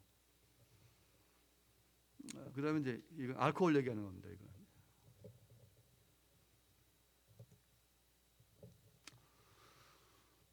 에탄올을 갖고서는 이제 이게 그 jetfuel 만드는 과정입니다. 에탄올을 했다가 디하이드레이션 물을 다 빼가지고서는 그다음에 분리를 시켜가지고 그럼 에슬린이 되죠. 에슬린이 되서는 올리고마이제이션 그러니까 폴리머라이제이션 얘기하는 겁니다. 모노머를 다시 폴리머로 바꾸는 걸 얘기하는 겁니다. 그다음에 하이드로제네이션 그러니까 이제 수소 집어넣고 패브리케이션 제조를 하게 되면은 이 에탄올이 둘로 갈라지는데 하나는 jetfuel이 되고 하나는 디젤이 됩니다. 이 에탄올은 아까 얘기한 대로 나무에서 나온 거예요. 나무로 비행기가 날아다니는 거죠. 나무로 헬리콥터가 날아다니는 거고. 이게 2018년도에 이제 최초로 이 대서양 횡단을 이제 이 친환경 기름으로 한 겁니다. 근데 아까 얘기했다시피 일제 시대 때도 여기 원주에 보면 그런 거 많이 있어요. 이 소나무 숲은 일제 왜군들이 와서 그 송진을 갖고 가서 비행기를 만들었다. 어려운 기술은 아니다. 이게 돈이 많이 들어서 그렇지. 그다음에 이제 이 나무 여러분들 관심 있으면 찾아보세요. 내가 어느 회사라고 얘기를 안 하겠는데 이걸로 지금 펀드레이징하는 회사들이 몇 개 있습니다. 미국에 유럽에도 하나 있고. 애들은 마이크로소프트가 30년 전에 40년 전에 윈도우 만들었다는 식으로 자기네들은 이제 나무로 기름을 만들겠다 그래가지고 펀드레이징을 바꾸는데 돈 많이 모으고 있어요 벌써. 구글 치면 나옵니다 바로. 그래서 이제 벌써 55분 됐네요. 이제 마지막 슬라이드입니다. 마지막 슬라이드. 산림탄소가 기후 변화 방지에 하는 역할은 굉장히 많습니다. 탄소 배출권으로서 유일하게 탄소를 제거시키는 게 지금 산림탄소고, 그게 나무고, 그 여러분이 지금 보호하는 산림이고, 그다음에 여기서 아까 얘기한 이제 리그노 셀룰로즈 리퀴드 퓨얼, 그러니까 목재 액체 연료, 목재성 액체 연료. 이게 청정에너지죠. 이상 청정에너지가 없어. 아까 얘기한 대로 이거 재배하면 되니까. 뒷마당에서 재배해서 그 비행기를 쓸 때는 얘기 쉽게 얘기해요. 근데 물론 실질적으로는 동남아나 이런 데 아열대 지방 하는 게 더 좋습니다. 왜냐? 더 빨리 자라니까, 더 싸게 자라니까. 인도네시아 같은 경우는 보통 흔히들 얘기할 때 한국보다 10배 빨리 자라고 10분의 1 코스라고 얘기합니다. 그래서 나무가 오늘 얘기 초점인데, 나무가 여러분이 생각한 것보다 훨씬 더 큰 역할을 하고 있어요. 앞으로 더 큰 역할을 할 거고, 그 다음에 이 산림청 항공본부 같은 데서 이 산림을 지켜내야 됩니다. 이런 이유로. 그다음에 이게 이제 많이 얘기하는 건데, 나무 배에서 정할 거 없으면 땅에 묻자고 그래요. 왜냐하면 나무밖에 지금 정확하게 탄소를 제거하는 방법이 없거든요. 아까 얘기했을 때 돈이 너무 들어요. 근데 이 프로펠러 같은 데서 터반을 걸어가지고서 이제 공기를 흡수해서 거기서 탄소를 제거하는 건데, 그건 너무 돈이 들어갑니다. 그래서 나무로, 고본부장님 슬라이드 보니까 이런 얘기 많이 나오던데, 나무로 이제 뭐 그릇 만들고, 나무로 뭐 배 만들고, 나무로 집 짓고, 지금 목재 건물이 10층까지 올라갑니다. 이제는 다 지금 그쪽으로 돌아가고 있어요, 전부 다. 그래서 이제 어떤 것도 하냐면, 이제 그 나무를 갖고, 이 뱃나무도 탄광 같은 데 집어넣으면 탄소를 흡수를 해요. 그런 식으로 씁니다. 그 다음에 이거는 이제 제가 이제 많이 하는 겁니다, 사실. 그러니까 나무를 100그루 심었다. 그렇게 되면 이제 첫 번째, 이 나무가 있는 땅은 뭐 여러분들 저도 더 잘할지 모르겠는데, 나무가 있는 땅은 나무 없는 땅보다 물을 흡수하는 게 30배가 더 높고, 그다음에 종다양성을 만들어내고, 종다양성이라는 게 판매가 됩니다. 이게 또 그럼 1헥타에, 그러니까 아마존에 뭐 10만 헥타, 거기에 종다양성을 만들어 가지고 그 1헥타에 뭐 이제 뭐 나비가 몇 마리, 뭐 풀이 몇 마리, 그 중에서 어떤 풀인지 모르겠지만 그 중에서 코비드 19 방지하는 약도 나올 거고, 뱀독이 그 약이 되듯이 그런 가치들이 계속 있거든요. 그리고 실제로 그 레드 탄소가 이 아무것도 아무 동물도 없는 사람만 있는 데 거, 인도네시아 거 보면은, 그러면 그게 한 5불 정도의 거래가 돼요. 근데 오랑우탄이 있으면 한 10불에서 15불의 거래가 됩니다. 마지막으로 그 산림에 호랑이나 코끼리가 있게 되면 500불까지도 거래가 돼요.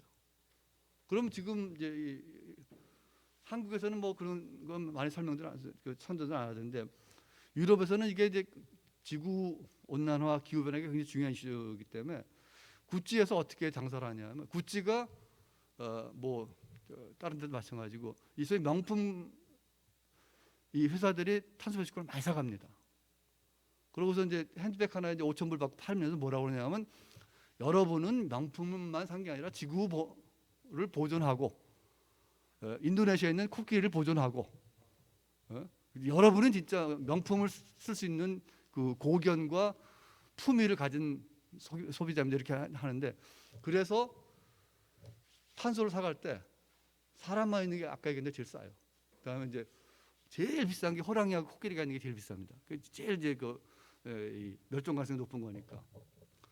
그리고 또 하나는 이제 그 산림은, 여러분들에게 뭐 자꾸 이 산림청에 와서 산림 얘기해서 좀 그러는데, 산림은 고용 창출을 하거든요. 어떻게든 간에. 그리고 이제 마지막으로 이제 그 유가증권 하는 건데, 이게 다 뭐라고 그러냐면, 이제 유가증권화를 시켜가지고서는 이제 그 자산화하고 유가증권화를 시키게 되면은, 이걸 두고 런던에 가면 거래소가 있어요. 팔고 사고 할 수가 있습니다. HSBC가 제일 많이 사고. 오늘은 강의 이제 여기까지만 하고 이제 질문 받죠.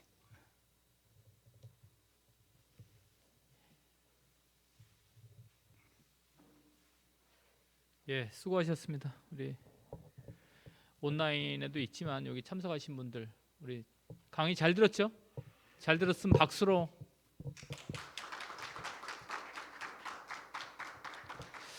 준비하신 게 한 2시간 강의실 텐데 시간 이야기 자꾸 하셔가지고 좀 죄송스럽고요. 저희 또 제한된 시간이 있어가지고 그렇게 좀 진행했다는 것 양해를 드리고, 그럼에도 불구하고 우리 교수님께서는 또 이야기하실 시간이 있습니다. 그래서 Q&A 시간에 우리 패널분 한 분 이야기 들어보고요. 우리 또 질문하면서 우리 교수님 이야기 못하셨던 내용들 이야기를 할 수 있으면 좋을 것 같습니다. 자리를 저쪽으로 옮기나요? 예.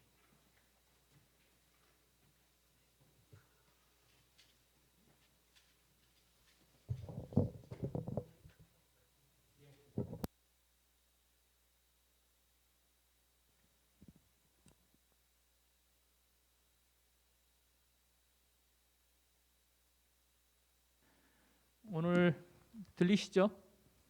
온라인 참석자들도 들리길 바랍니다. 오늘 이야기하신 내용, 우리 국내에서 활동하시면서 자유롭게 이야기하신 내용이고, 또 정책에 대해서 또 크리티컬하게 이야기해 주셨어요. 그렇게 하실 수 있다고 보고요. 또 시장의 상황들을 또 현실감 있게.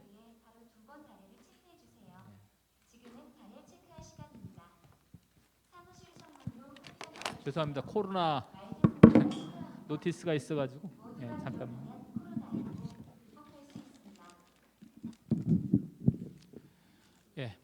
자유롭게 이야기를 해주셨고, 또 말씀하시는 이런 사항들은 우리 항공본부의 또 입장이라기보다는 우리 백 박사님께서 그동안 연구하시고 활동하신 내용이라고 이렇게 이해를 해주시면 좋을 것 같습니다. 그러면 준비가 됐나요? 예. 그러면 우리 항공본부 직원들 익히 알던 내용보다는 좀 새로운 내용들이 많이 있었을 거예요.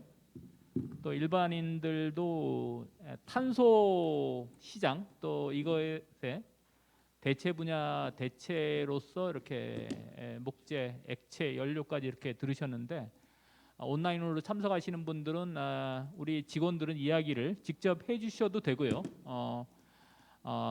유튜브로 이렇게 시청하시는 우리 일반 분들은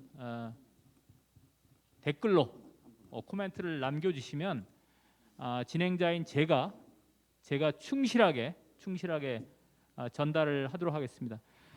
박미선 서울대 교수님 패널로서 초청 응해 주셔서 감사드리고요. 잘 들리나요? 제 목소리가 안 들려서 다시 한번 체크해 주시겠어요? 잘 들리시나요, 박미선 교수님?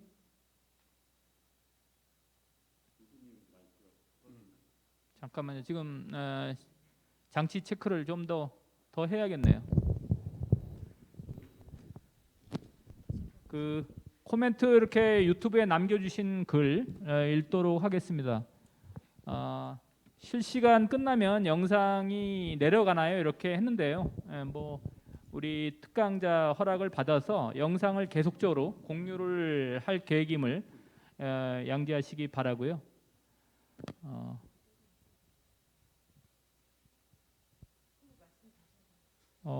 우리 패널 토론하기 전 우리 그 일반 참석자인 우리 박동균 씨가 이 코멘트를 남겨주셨는데 감사드리고, 바이오 에탄올, 우리 강사님한테 이제 말씀드리는 건데, 바이오 에탄올, 바이오 디젤들 사용은 피할 수 없을 것 같습니다.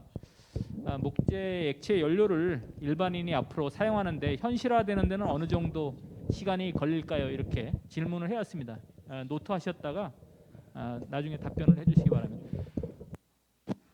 박미선 교수님 가능할까요? 목소리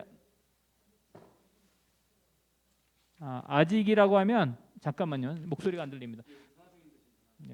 그러시면 우선 백 박사님한테 마이크를 넘겨서 우리 일반인 참석자에 대한 답변 이야기 좀 듣도록 하겠습니다. 말씀하시죠, 우리 백 박사님. 지금 본부장님 말씀하신 대로 오늘 발표 내용은 제 개인적인 의견이고요. 연세대 의견도 아니고, 그다음에 더군다나 산림청 의견도 아닙니다. 당연히 제 개인적으로 갖고 있는 생각, 그다음에 제가 개인적인 자격으로 발표하는 거라는 걸 확실히 좀 해두고요. 현재 그 피셔 트럼프라고 그러는데 그러니까 이 산소 공급을 끊고 밀폐된 공간에서 나무를 집어넣고 에너지를 가하게 되면 이제 폭발하면서 내추럴 가스, 신테릭 가스하고 그 석유 비슷한 물질이 나오는 기술은 1925년도에 개발된 기술입니다. 그러니까 기술 자체가 새로운 건 아니에요. 새로운 건 아닌데 이게 경제성이 문제고 그 다음에 첫 번째 공장이 지금 그 바이오에탄올 첫 번째 공장이 지금 캘리포니아에 들어서는데 지금 상당히 진축되어 있습니다. 그게 가능한 거는 두 가지 이유입니다. 첫 번째는 캘리포니아에서는 지금 이제 휘발유의 10분의 1을 액체 친환경 연료로 써야 되는 법이 있고 그러니까 코스트가 어떻게 되는가 그게 들어가야 됩니다. 그게 하나가 있고 두 번째로는 캘리포니아 지원금이 많아요. 정부 각종 정부 지원금이 주정부 지원금 뭐 연방 정부 지원금 그걸 다 모으게 되면 뭐 요즘 유행하는 말로 영끌이라고 그러겠죠. 그걸 다 모으게 되면 아슬아슬하게 코스트가 맞아 들어가요.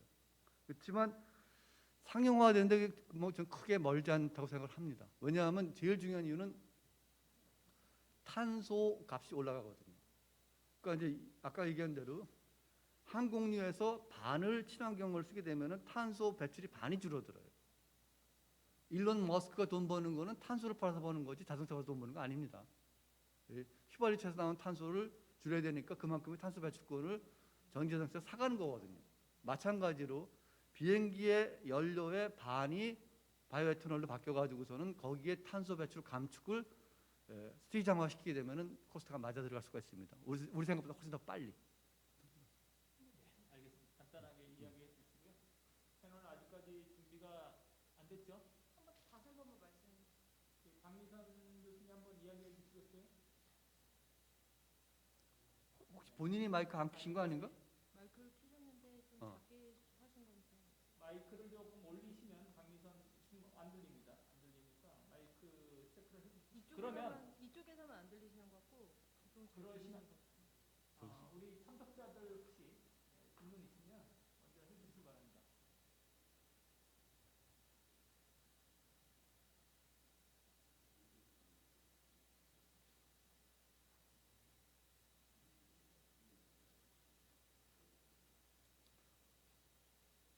박 교수님 우선 급한 대로 좀 메모라도 보내주시던가요. 마이크 정안 되면은. 죄송합니다. 저희들이 좀 미리 체크를 했어야 되는데 우리 담당자들이 아니면 저 전화기 켜시가지고 전화 우리한테 전화 주셔도 되는데 핸드폰으로.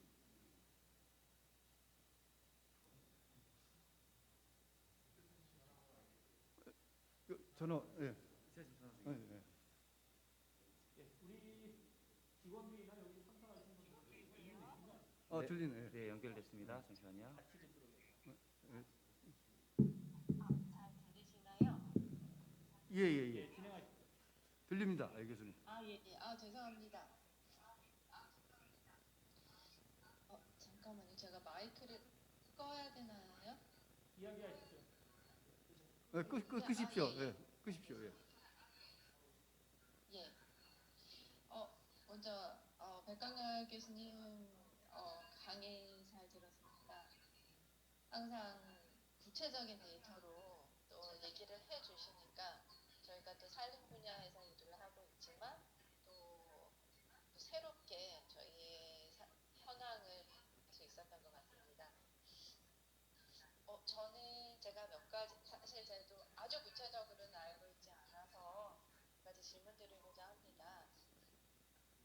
많이 하시는 이제 활동들이 이제 기후 채권과 관련된 부분인데 산림 채권과 관련해서는 이제 여러 보도들에서는 뭐 국제금융공사가 관련되어 있고 여러 이슈들이 많지는 않지만 이제 간간히 보이는데 산림 채권이 지금 현재 얼마나 이렇게 활발히 진행되고 있는지 여쭙고 싶고요.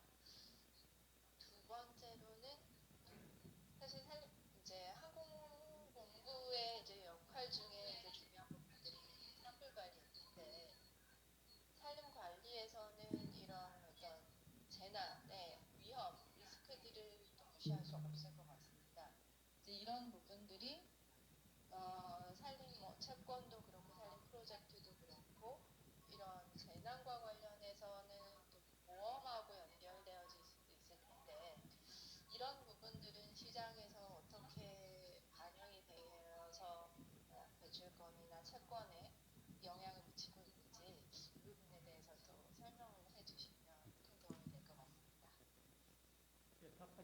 예. 우선 산림채권은 월드뱅크에서 한 4, 5년 전에 발행을 했습니다. 그때 2억 불을 발행을 했는데 그때는 레드였어요. 그 AR이 아니었고 레드 채권을 발행을 했고 그때 좀 특이했었던 게 뭐였냐면은 아시다시피 채권에 투자를 하면 저희가 쿠폰이라는 돈을 받는 게 있는데 이자를 받는 게 있는데 거기서는 이자 대신에 탄소 배출권을 줬습니다. 그러니까 내가 이제 100원 투자를 하면 내가 1년에 뭐 5원씩 받아야 되는데 그 5원 대신에 산림 탄소 배출권을 줬어요. 그때 그게 그 VCS 베이스였습니다. VCS 베이스 산림 탄소 배출권 줬어요. 그걸 이제 받았고 투자한 데가 항상 그렇다시피 이제 제일 그런데 빨리 투자하는 데가 캘리포니아 공무원 연금공단, 그 다음에 캐나다 교원공단, 뭐 진보성이 강한 데 업체들인데 지금은 이게 일반 은행에도 다 들어갔고, 그 다음에 이제 유럽 같은 데는 자산 관리를 하게 되면 몇 프로는 녹색 채권 투자를 하게 법이 되어 있습니다. 그렇기 때문에 이제 선택이 없는 거고요.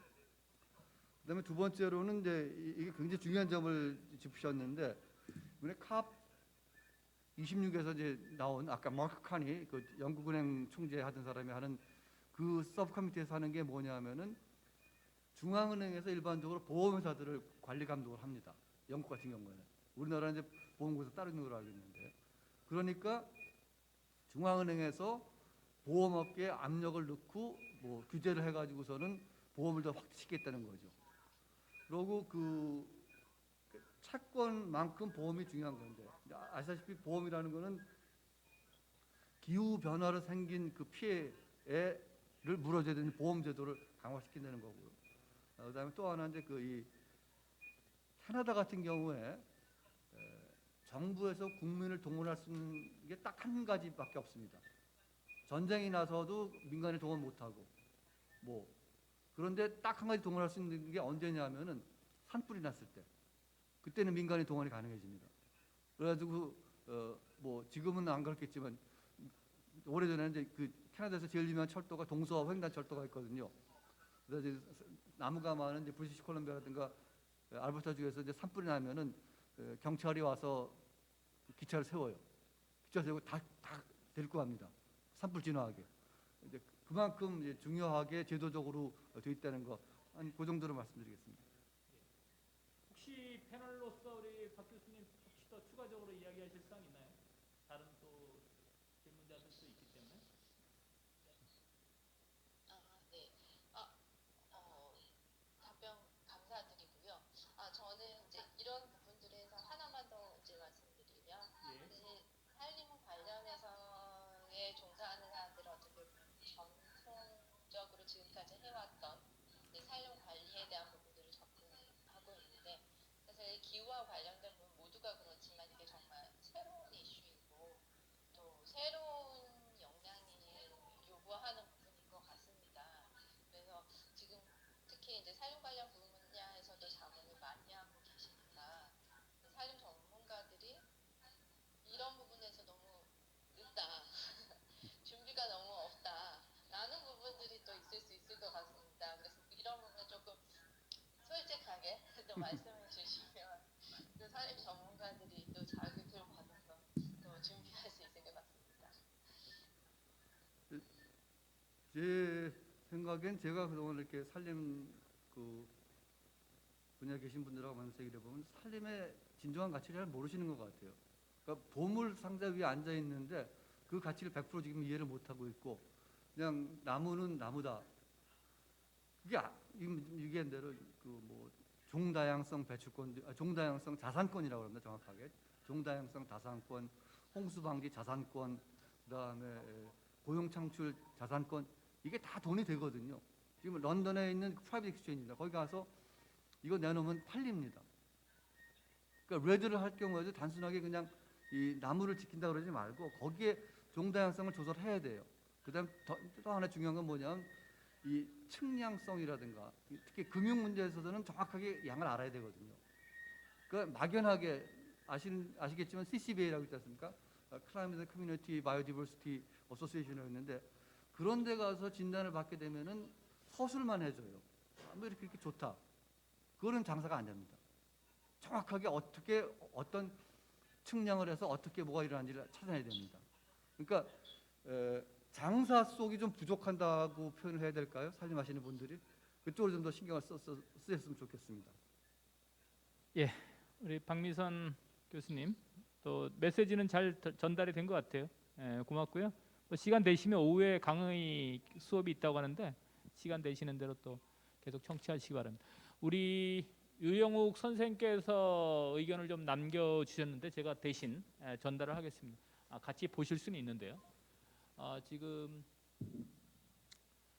해외에서 바이오매스 조림을 위해서 하고 있고 그런데 국내에서 이 바이오매스 조림 활동이 더 좀 필요하다. 그래서 그 배출되는 탄소들을 좀 나무를 통해서 흡수를 할 필요가 있다. 이런 이야기를 좀 해주셨어요. 우리 그래서 국제적으로도 이렇게 하고 있지만 정작 우리나라에서도 이렇게 바이오 연료 쪽으로도 좀 더 생산해서 바이오 연료 분야인지 모르고 이제 목재 분야인지는 정확치는 않는데 국내 자급률을 좀 더 향상시키는 게 좀 중요하다 이런 코멘트를 좀 해주셨어요. 뭐 코멘트니까 좀 그런데 이게 올바른 방향인지 이런 현상이 지속가능 발전과 기후 변화와 관련돼서 올바른 방향인지 코멘트를 뭐 해주시면 좋을 것 같습니다. 예, 그 마이크로소프트가 이제 아까 말씀드린 대로 가장 그 탄소에 매달리는 회사 중에 하나입니다. 그래가지고 2030년도까지 탄소 중립을 하고 2050년도까지 1974년 창사 이래 나온 모든 탄소를 지금 없애겠다고 그럽니다. 그게 가능할지 안 가능할지 모르겠는데 그쪽에서 가장 매달리는 게 지금 산림탄소예요. 그래가지고 산림탄소를 아예 구매를 하지 않고 직접 이제 그 마이크로소프트 내 그 금융사업 중에서 이제 그걸 하는데 우리나라 같은 경우에는 여러분도 뭐 저보다 더 잘 아시겠지만 핀란드가 됐든 캐나다가 됐든 다 배거든요. 나무는 배에서 사용하는 게 심는 것만큼 중요하지 않습니까? 그리고 제가 자문하는데 코린도 같은 경우에도 다 탄소 중립이에요. 무슨 얘기냐면은 10분의 1을 베면 10분의 1을 심습니다. 그러니까 그 플랜테이션의 탄소 양은 안 바뀝니다. 그렇게 되면 자연 파괴가 아니거든요. 또 그렇게 안 하면 목재가 팔리지도 않아요, 요즘에는. 그래서 우리나라는 그냥 덮어놓고 나무 심어놓고 이게 지금 이제 나이가 돼서 안 자라도 안 베고 가만히 있는데 그런 정책은 다시 재고해봐야 될 것 같습니다. 그리고 이 단순한 답은 없거든요.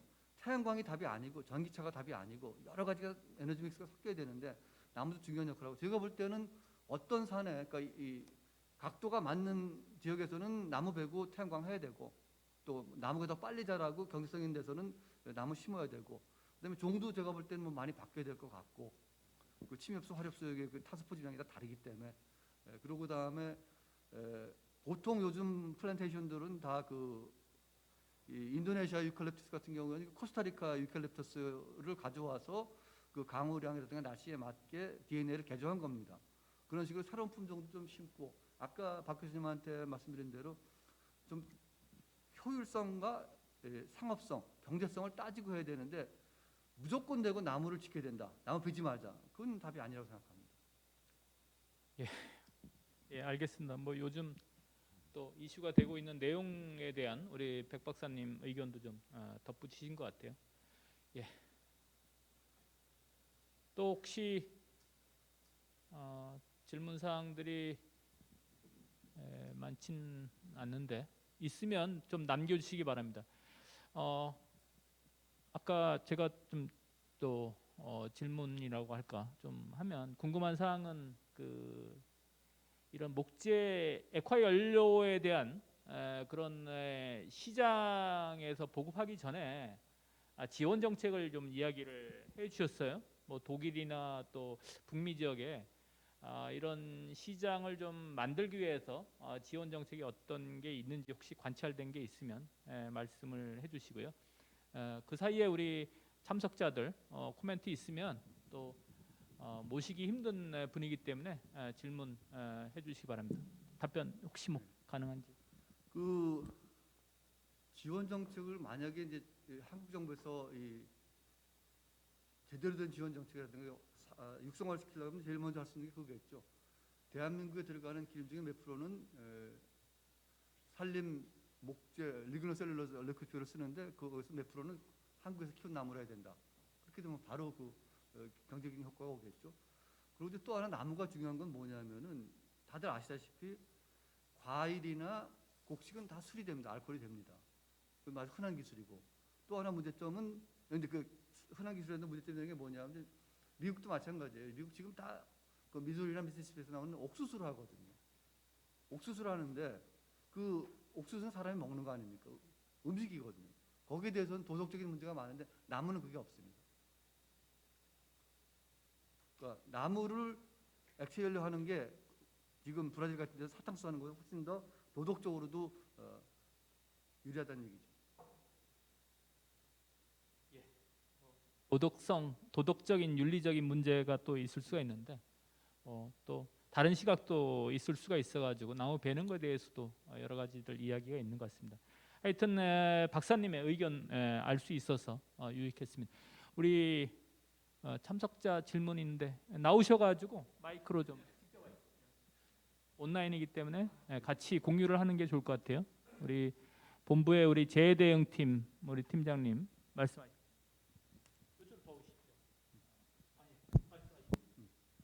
네, 교수님 정말 강의 저희가 접하기 좀 힘든 그런 강의였지만 저희가 들어보면서 좀 많은 걸 느끼게 되는 그런 강의였던 것 같습니다. 너무 감사합니다. 강의도 이제 살림은 보물이다 이렇게 말씀하시는데 저희는 그 살림을 가꾸고 그 살림을 지키고 있는 저희에게는 상당한 그 자부심을 느끼는 그런 내용인 것 같습니다. 그러나 우리가 안타깝게도 뭐 기후 변화와 그다음에 우리 그 부주의로 인해서 그 산불이 많이 발생을 하고는 있습니다.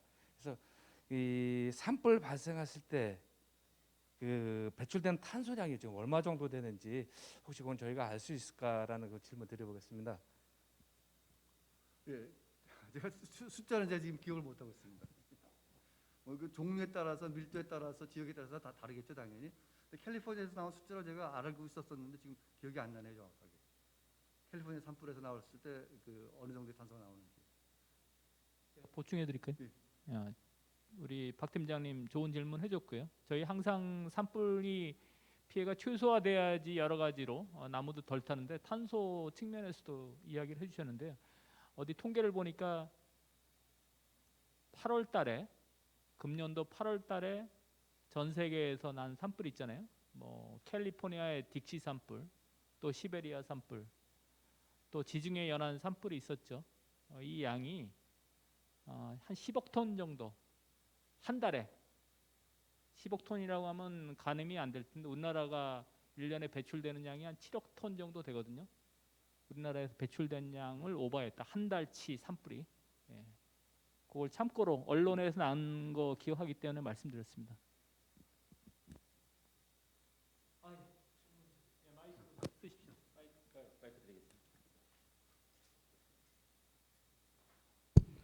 네, 산림환경부 관제실 근무하고 있는 이정민이라고 합니다. 교수님 강의 잘 들었습니다. 들으면서 그 나무유 기름에 대해서 좀 관심이 있어서 여쭤보는 건데 대략 한 그루당 그 기름이 어느 정도 나오는지 좀 궁금해서 제조를 했을 때 혹시 그거에 대해서 알고 계신가 좀 여쭤보고 싶습니다. 예, 그 나무 부피로 그러니까 나무가 유칼립투스를 예를 들어서 얘기할게요. 나무가 이제 10 큐빅이 나오면은 그게 보통 10톤이거든요. 네. 그럼 이제 거기에 그걸 본드라이를 받고 이제 5톤이 됩니다. 네. 반이 수분이니까 아, 5톤이 되고 거기에 60%가 알코올이 되고 거기서 다시 한 60% 정도가 항공유가 됩니다. 그럼 그 오로지 항공유로만 만약에 실생활에 제가 뭐 자동차나 뭐 다른 그런 걸로도 이제 나무유를 쓸 수 있다고 하셨었는데 그럼 실질적으로 우리나라 같은 경우는 면적이 좀 적다 보니까 나무를 생산하는 것 자체가 좀 어려울 수 있지 않습니까? 그런 부분에 있어서 만약에 실질적으로 만약 전 세계적으로 나무유를 많이 쓴다고 했을 때 그에 대한 그에 그렇게 됐을 때 우리나라에 대한 문제점이 어떤 게 있을지 혹시 생각해 놓은 게 있으신지 좀 궁금합니다. 근데 그 우선 아까도 잠깐 얘기했지만 이제 왜 항공유에 이렇게 매달리냐면 탄소 부분이 크기 때문에 그래요. 그만큼 탄소를 배출을 감소하기 때문에 그게 돈이 되거든요. 네. 탄소를 지금 팔 수 있으니까. 네. 그래서 이제 그 항공유에 매달리는 거고. 예. 그다음에 그게 뭐 한국에 미치는 영향도 지금 한국에서 사실 한 달도 안 됐습니다. 대한항공에서 탄소 중립 항공유를 쓰겠다고 그러고 이제 국내 뭐 업체로부터 이제 구매를 하겠다고 그랬는데 그거는 여러분들 다시 아시는 스코프 1, 2, 3에서 하나만 본 겁니다. 그러니까 이제 기름을 보게 되면은 탄소 배출 3번 일어나요. 채굴 과정에서 한 번 일어납니다.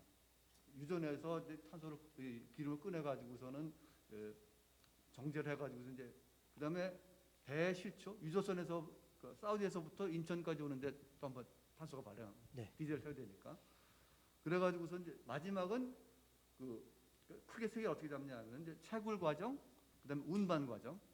그래 가지고 주유소 올 때까지 계산들이 들어갑니다. 그다음에 주유소에서 이제 자동차 차를 넣겠죠. 근데 한국 그 대한항공의 뭐 특정사를 거론해서 그런데 이건 한국 신문에 난 기사를 그대로 인용하겠습니다. 대한항공에서 주장하는 탄소 중립 항공유는 뭐냐면은 1과정과 3과정을 뺀 겁니다. 그러니까 중간 과정, 운반 과정에서 유조선에서 뭐 5톤의 디젤 뗐고 그게 10톤의 탄소 됐기 때문에 그 10톤을 다른 탄소를 사다가 뎁스를 사다가 상쇄를 시켰다. 그러면 그 극히 일부분만 지금 상쇄시킨 거거든요. 근데 이 사람들이 어떻게 주장을 하냐면은 이런 회사들은 채굴 과정에서 난 거는 사우디에서 책임져야지 우리가 책임질 필요 없다. 완전히 틀린 얘기는 아니에요. 그 다음에 비행기에서 태워서 나간 거는 또 우리 책임이 아니다. 우리가 책임지는 그 이제 ABC라는 그 석유회사. 우리는 운송에다가 팔았으니까 우리는 그것만 책임지겠다. 나머지 딴 데 가서 해라. 그게 맞는지 틀리는지 좀 그렇고요. 알겠습니다. 답변 감사합니다. 또 우리 박미선 교수님께서 채팅창에 남겨주셨는데 탄소 배출권 산림 부분으로 한정해서 또 산림 채권, 산림 채권이란 말씀을 쓰셨나요? 녹색 채권을 산림채권에 따라 예. 등 현황 고려할 때 산림청의 이제 그런 정책, 특히 이제 국제 협력 정책에서 좀 추천을 좀 해줄 수 있는 전략이 좀 있는지, 산림청에서 좀 채택해서 이런 탄소 배출권, 산림 채권을 좀 활성화를 하기 위해서 좀 추천해 줄 수 있는 뭐 정책 전략이 어떤 게 있을지 물어보셨습니다. 아마 산림청에서 채권을 발행하려면 기획재정부에 가야 될 겁니다. 제일 처음에 거기서 이제 오케이를 받아야 될 것 같은데 뭐 도정부에서 발행하는 채권이랑 비슷하지 않을까 싶고요. 그 다음에 이 채권의 목적이 정확해야 되겠죠. 이제 그 뭐 캄보디아에 가서 레드를 할 건지 아니면 국내에서 나무를 심을 건지 그 다음에 어떤 경제적 효과가 오는 건지 그건 그러니까 산림채권 같은 거는 이제 흔히들 얘기하는 말로 뭐 시쳇말로 가장 섹시한 채권이라고 그래요. 그러니까 공장 채권보다는 이 녹색 채권이 낫고 녹색 채권보다는 기후 채권이 낫고 기후 채권에서 탄소 배출권이 아까 말씀드린 방지 배출권. 그러니까 이런 채권도 있습니다. 그게 뭐냐면 이 어선 선박회사가 아니라 어업회사예요. 생선양료회사인데 그 회사는 어떻게 채권을 발행하냐면 우리는 그물코가 굉장히 넓은 걸 쓴다. 그래서 조그만 생선을 안 잡는다. 친환경이다. 싸게 돈 달라. 맥힙니다 그게. 왜냐하면 아까 얘기한 대로 그 그물코가 작은 그물로 생선을 잡게 되면 이제 많은 조그만 생선들이 없어지겠죠. 그러면 거기는 코스트가 나올 거 아닙니까? 그 코스트를 여기서는 비껴가기 때문에 그만큼 보상을 받아야 되겠죠. 그래서 산림을 따질 때 이게 뭐 베트남에 가서 나무를 심건 아니면 뭐 설악산에 나무를 재정비하건 여기서 오래된 나무를 베어내고 새 나무를 심을 때 그거를 갖다가 채권화, 채권이라는 건 채권 발행을 한다는 건 산림청에서 이제 런던에 가가지고서 이 녹색 채권, 이게 기후 채권하고 산림 채권 이런 건 전부 다 런던에서 합니다. 뉴욕에서도 못 합니다. 은행들이 전부 다 런던에 있는 디비전에서 다뤄요 이거를. 런던에 가서 이런 식으로 돈을 쓸 테니까 그리고 채권을 발행하겠다. 그럼 이제 거기서 이제 주관서라는 게 나오죠. 뭐 골드만삭스였든 뭐 거기서 돈을 레이즈를 해주고 그 돈을 갖고 와서 하는데 이제 이 채권의 특성이 뭐냐면은 용도가 정확해야 되고 친환경해야 되고 그다음에 녹색성을 제3자가 증명을 해줘야 되고 그다음에 채권을 통해서 일으킨 돈을 어떻게 사용을 했는지 그거를 계속해서 발표를 해야 됩니다. 뭐 웹사이트를 통해서 발표를 뭐라고 그래서 돈 갖다 딴짓 안 했다. 근데 이거는 진짜 그 산림청 차원에서 특히 또 내년에 그 큰 회의 있지 않습니까? 거기서 모르겠어요. 그 내년 회의에 그 산림 채권이라는 토픽이 있는 점인지 모르겠는데 충분히 한국 산림청에서 그건 새로 낼 수도 있고, 그다음에 이 산림청 차원에서 기획재정부하고 얘기할 만한 가치는 충분히 있습니다.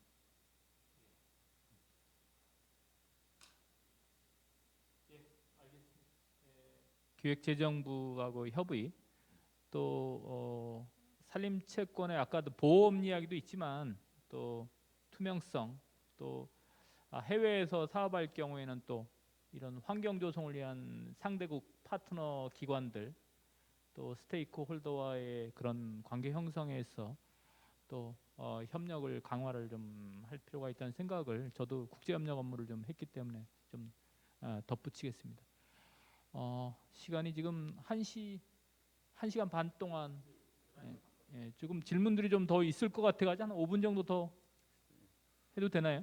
예. 마무리까지 해서 혹시 추가적으로 또 질문 사항이 있으면 이야기를 좀 주시기 바랍니다. 우리 화면으로 해서 바로 우리 유튜브는 좀 어려움이 있을 텐데 우리 사무실 내 온라인 환경인 우리 온나라 시스템 화면으로 바로 이야기를 하셔도 돼요. 우리 최정민 주무관이 뭐라고 올려주셨는데 이 아라비아 글자로 이렇게 돼 있어가지고 제가 해독을 못했습니다.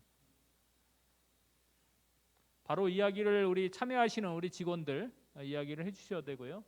남아있는 시간 한 3분 정도 되는데 또 의견 있으면 유튜브에 댓글로 해서 이야기 남겨주시기 바랍니다.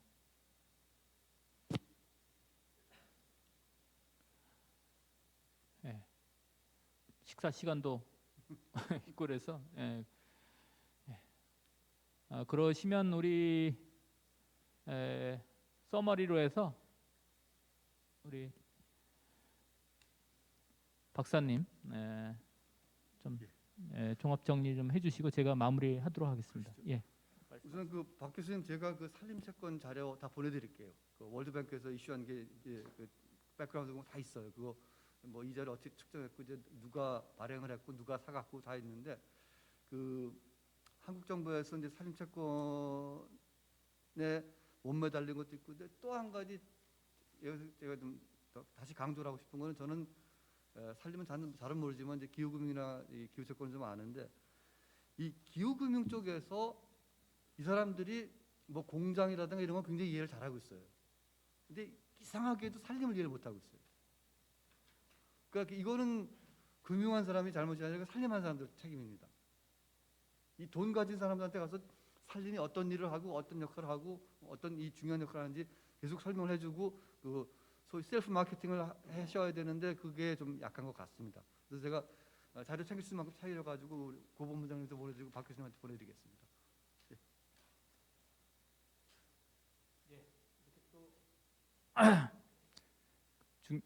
또 관련되는 자료를 서비스해 주신다는 우리 백 박사님께 또 감사드리고요. 우리 패널로 오늘 참석하신 우리 박민선 교수님 오늘 고맙고요. 자료도 좀 받으셔가지고 또 내용 한번 보시기 바랍니다. 오늘 마무리 해야겠네요. 제가 1시간 한 반 정도 계획했는데 오버가 조금 되는 것 같아요.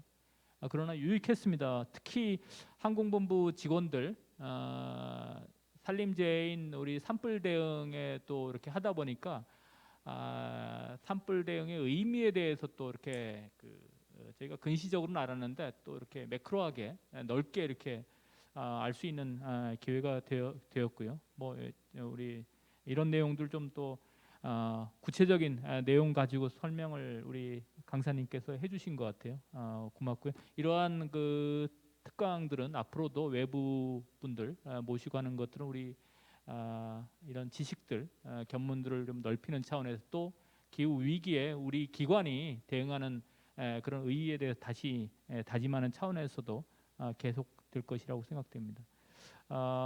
우리 말씀하시는 내용 중에 다 좋은 이야기였고요. 우리 또 저희가 또 정책으로서 우리 주장하시는 것만큼 따라가지 못하는 것도 있고 정책적인 또 차이가 있기 때문에 그럴 수도 있는데 필요한 사항들 저희가 또 정리해서 저희 항공본부보다는 우리 산림청 정책에 또 한번 검토를 해볼 만한 사항이 있다고 보여지거든요. 그런 사항들은 오늘 강의를 저희 기관에 오셔가지고 해주셨기 때문에 정리를 해서 본청 관련 부서에 공유를 하겠습니다. 마지막 이게 역시 그 과제를 주시는 것 같아요. 우리 백 박사님께서 산림 채권, 산림 금융이 활성화되기 위해서는 금융인이 아니고 산림을 하시는 분들이 더 활발하게, 더 전략적으로, 스트래티직하게 노력을 하고 접근을 해야 된다. 그래서 이 기후 변화에 대응을 하는 또 기여를 하는 산림의 역할에 대해서 조금 실현을 할 필요가 있다. 좋은 이야기 같습니다. 뭐 현재까지 좀 미흡한 측면들이 많이 있는데 또 오늘 이야기를 해주셔가지고 맞습니다. 뭐 그런 기회들을 대내외적인 홍보를 좀 할 수 있는 기회들을 많이 가지면 좋을 것 같고요. 그런 차원에서 언급을 하셨지만 내년도 세계 산림총회가 개최가 되는데 대내적으로 이렇게 하고 있는 현황들 소개하는 것뿐만 아니고 앞으로의 개척을 해야 될 과제들에 대해서도 이야기를 할 수 있는 좋은 기회가 될 거라고 생각되고요. 저도 지난 해까지 산림총회 준비단에 있었기 때문에 이런 산림 채권과 관련돼서 산림 금융과 탄소 시장과 관련돼서는 산림총회 WFC의 특별 세션으로 해서 파이낸스 부분에 대해서 논의하는 세션이 있는 걸로 알고 있습니다. 뭐 구체적으로 또 이게 계획이 될 텐데 그러한 내용 통해서 이런 산림 채권 또 이 금융 좀 적절한 금융들을 이렇게 연계시켜서 하는 노력들 WFC 기회도 활용이 될 것 같습니다. 그 참고로 말씀을 좀 드리고요. 온라인이다 보니까 많은 분들 참석하셨는데 또 기술적인 문제로 해서 바로 이렇게 이야기를 못 하신 분들도 있을 것 같은데 뭐 또 기록을 남겨주시면 질문 같은 것들 전달을 해서 또 피드백 되도록 하겠습니다.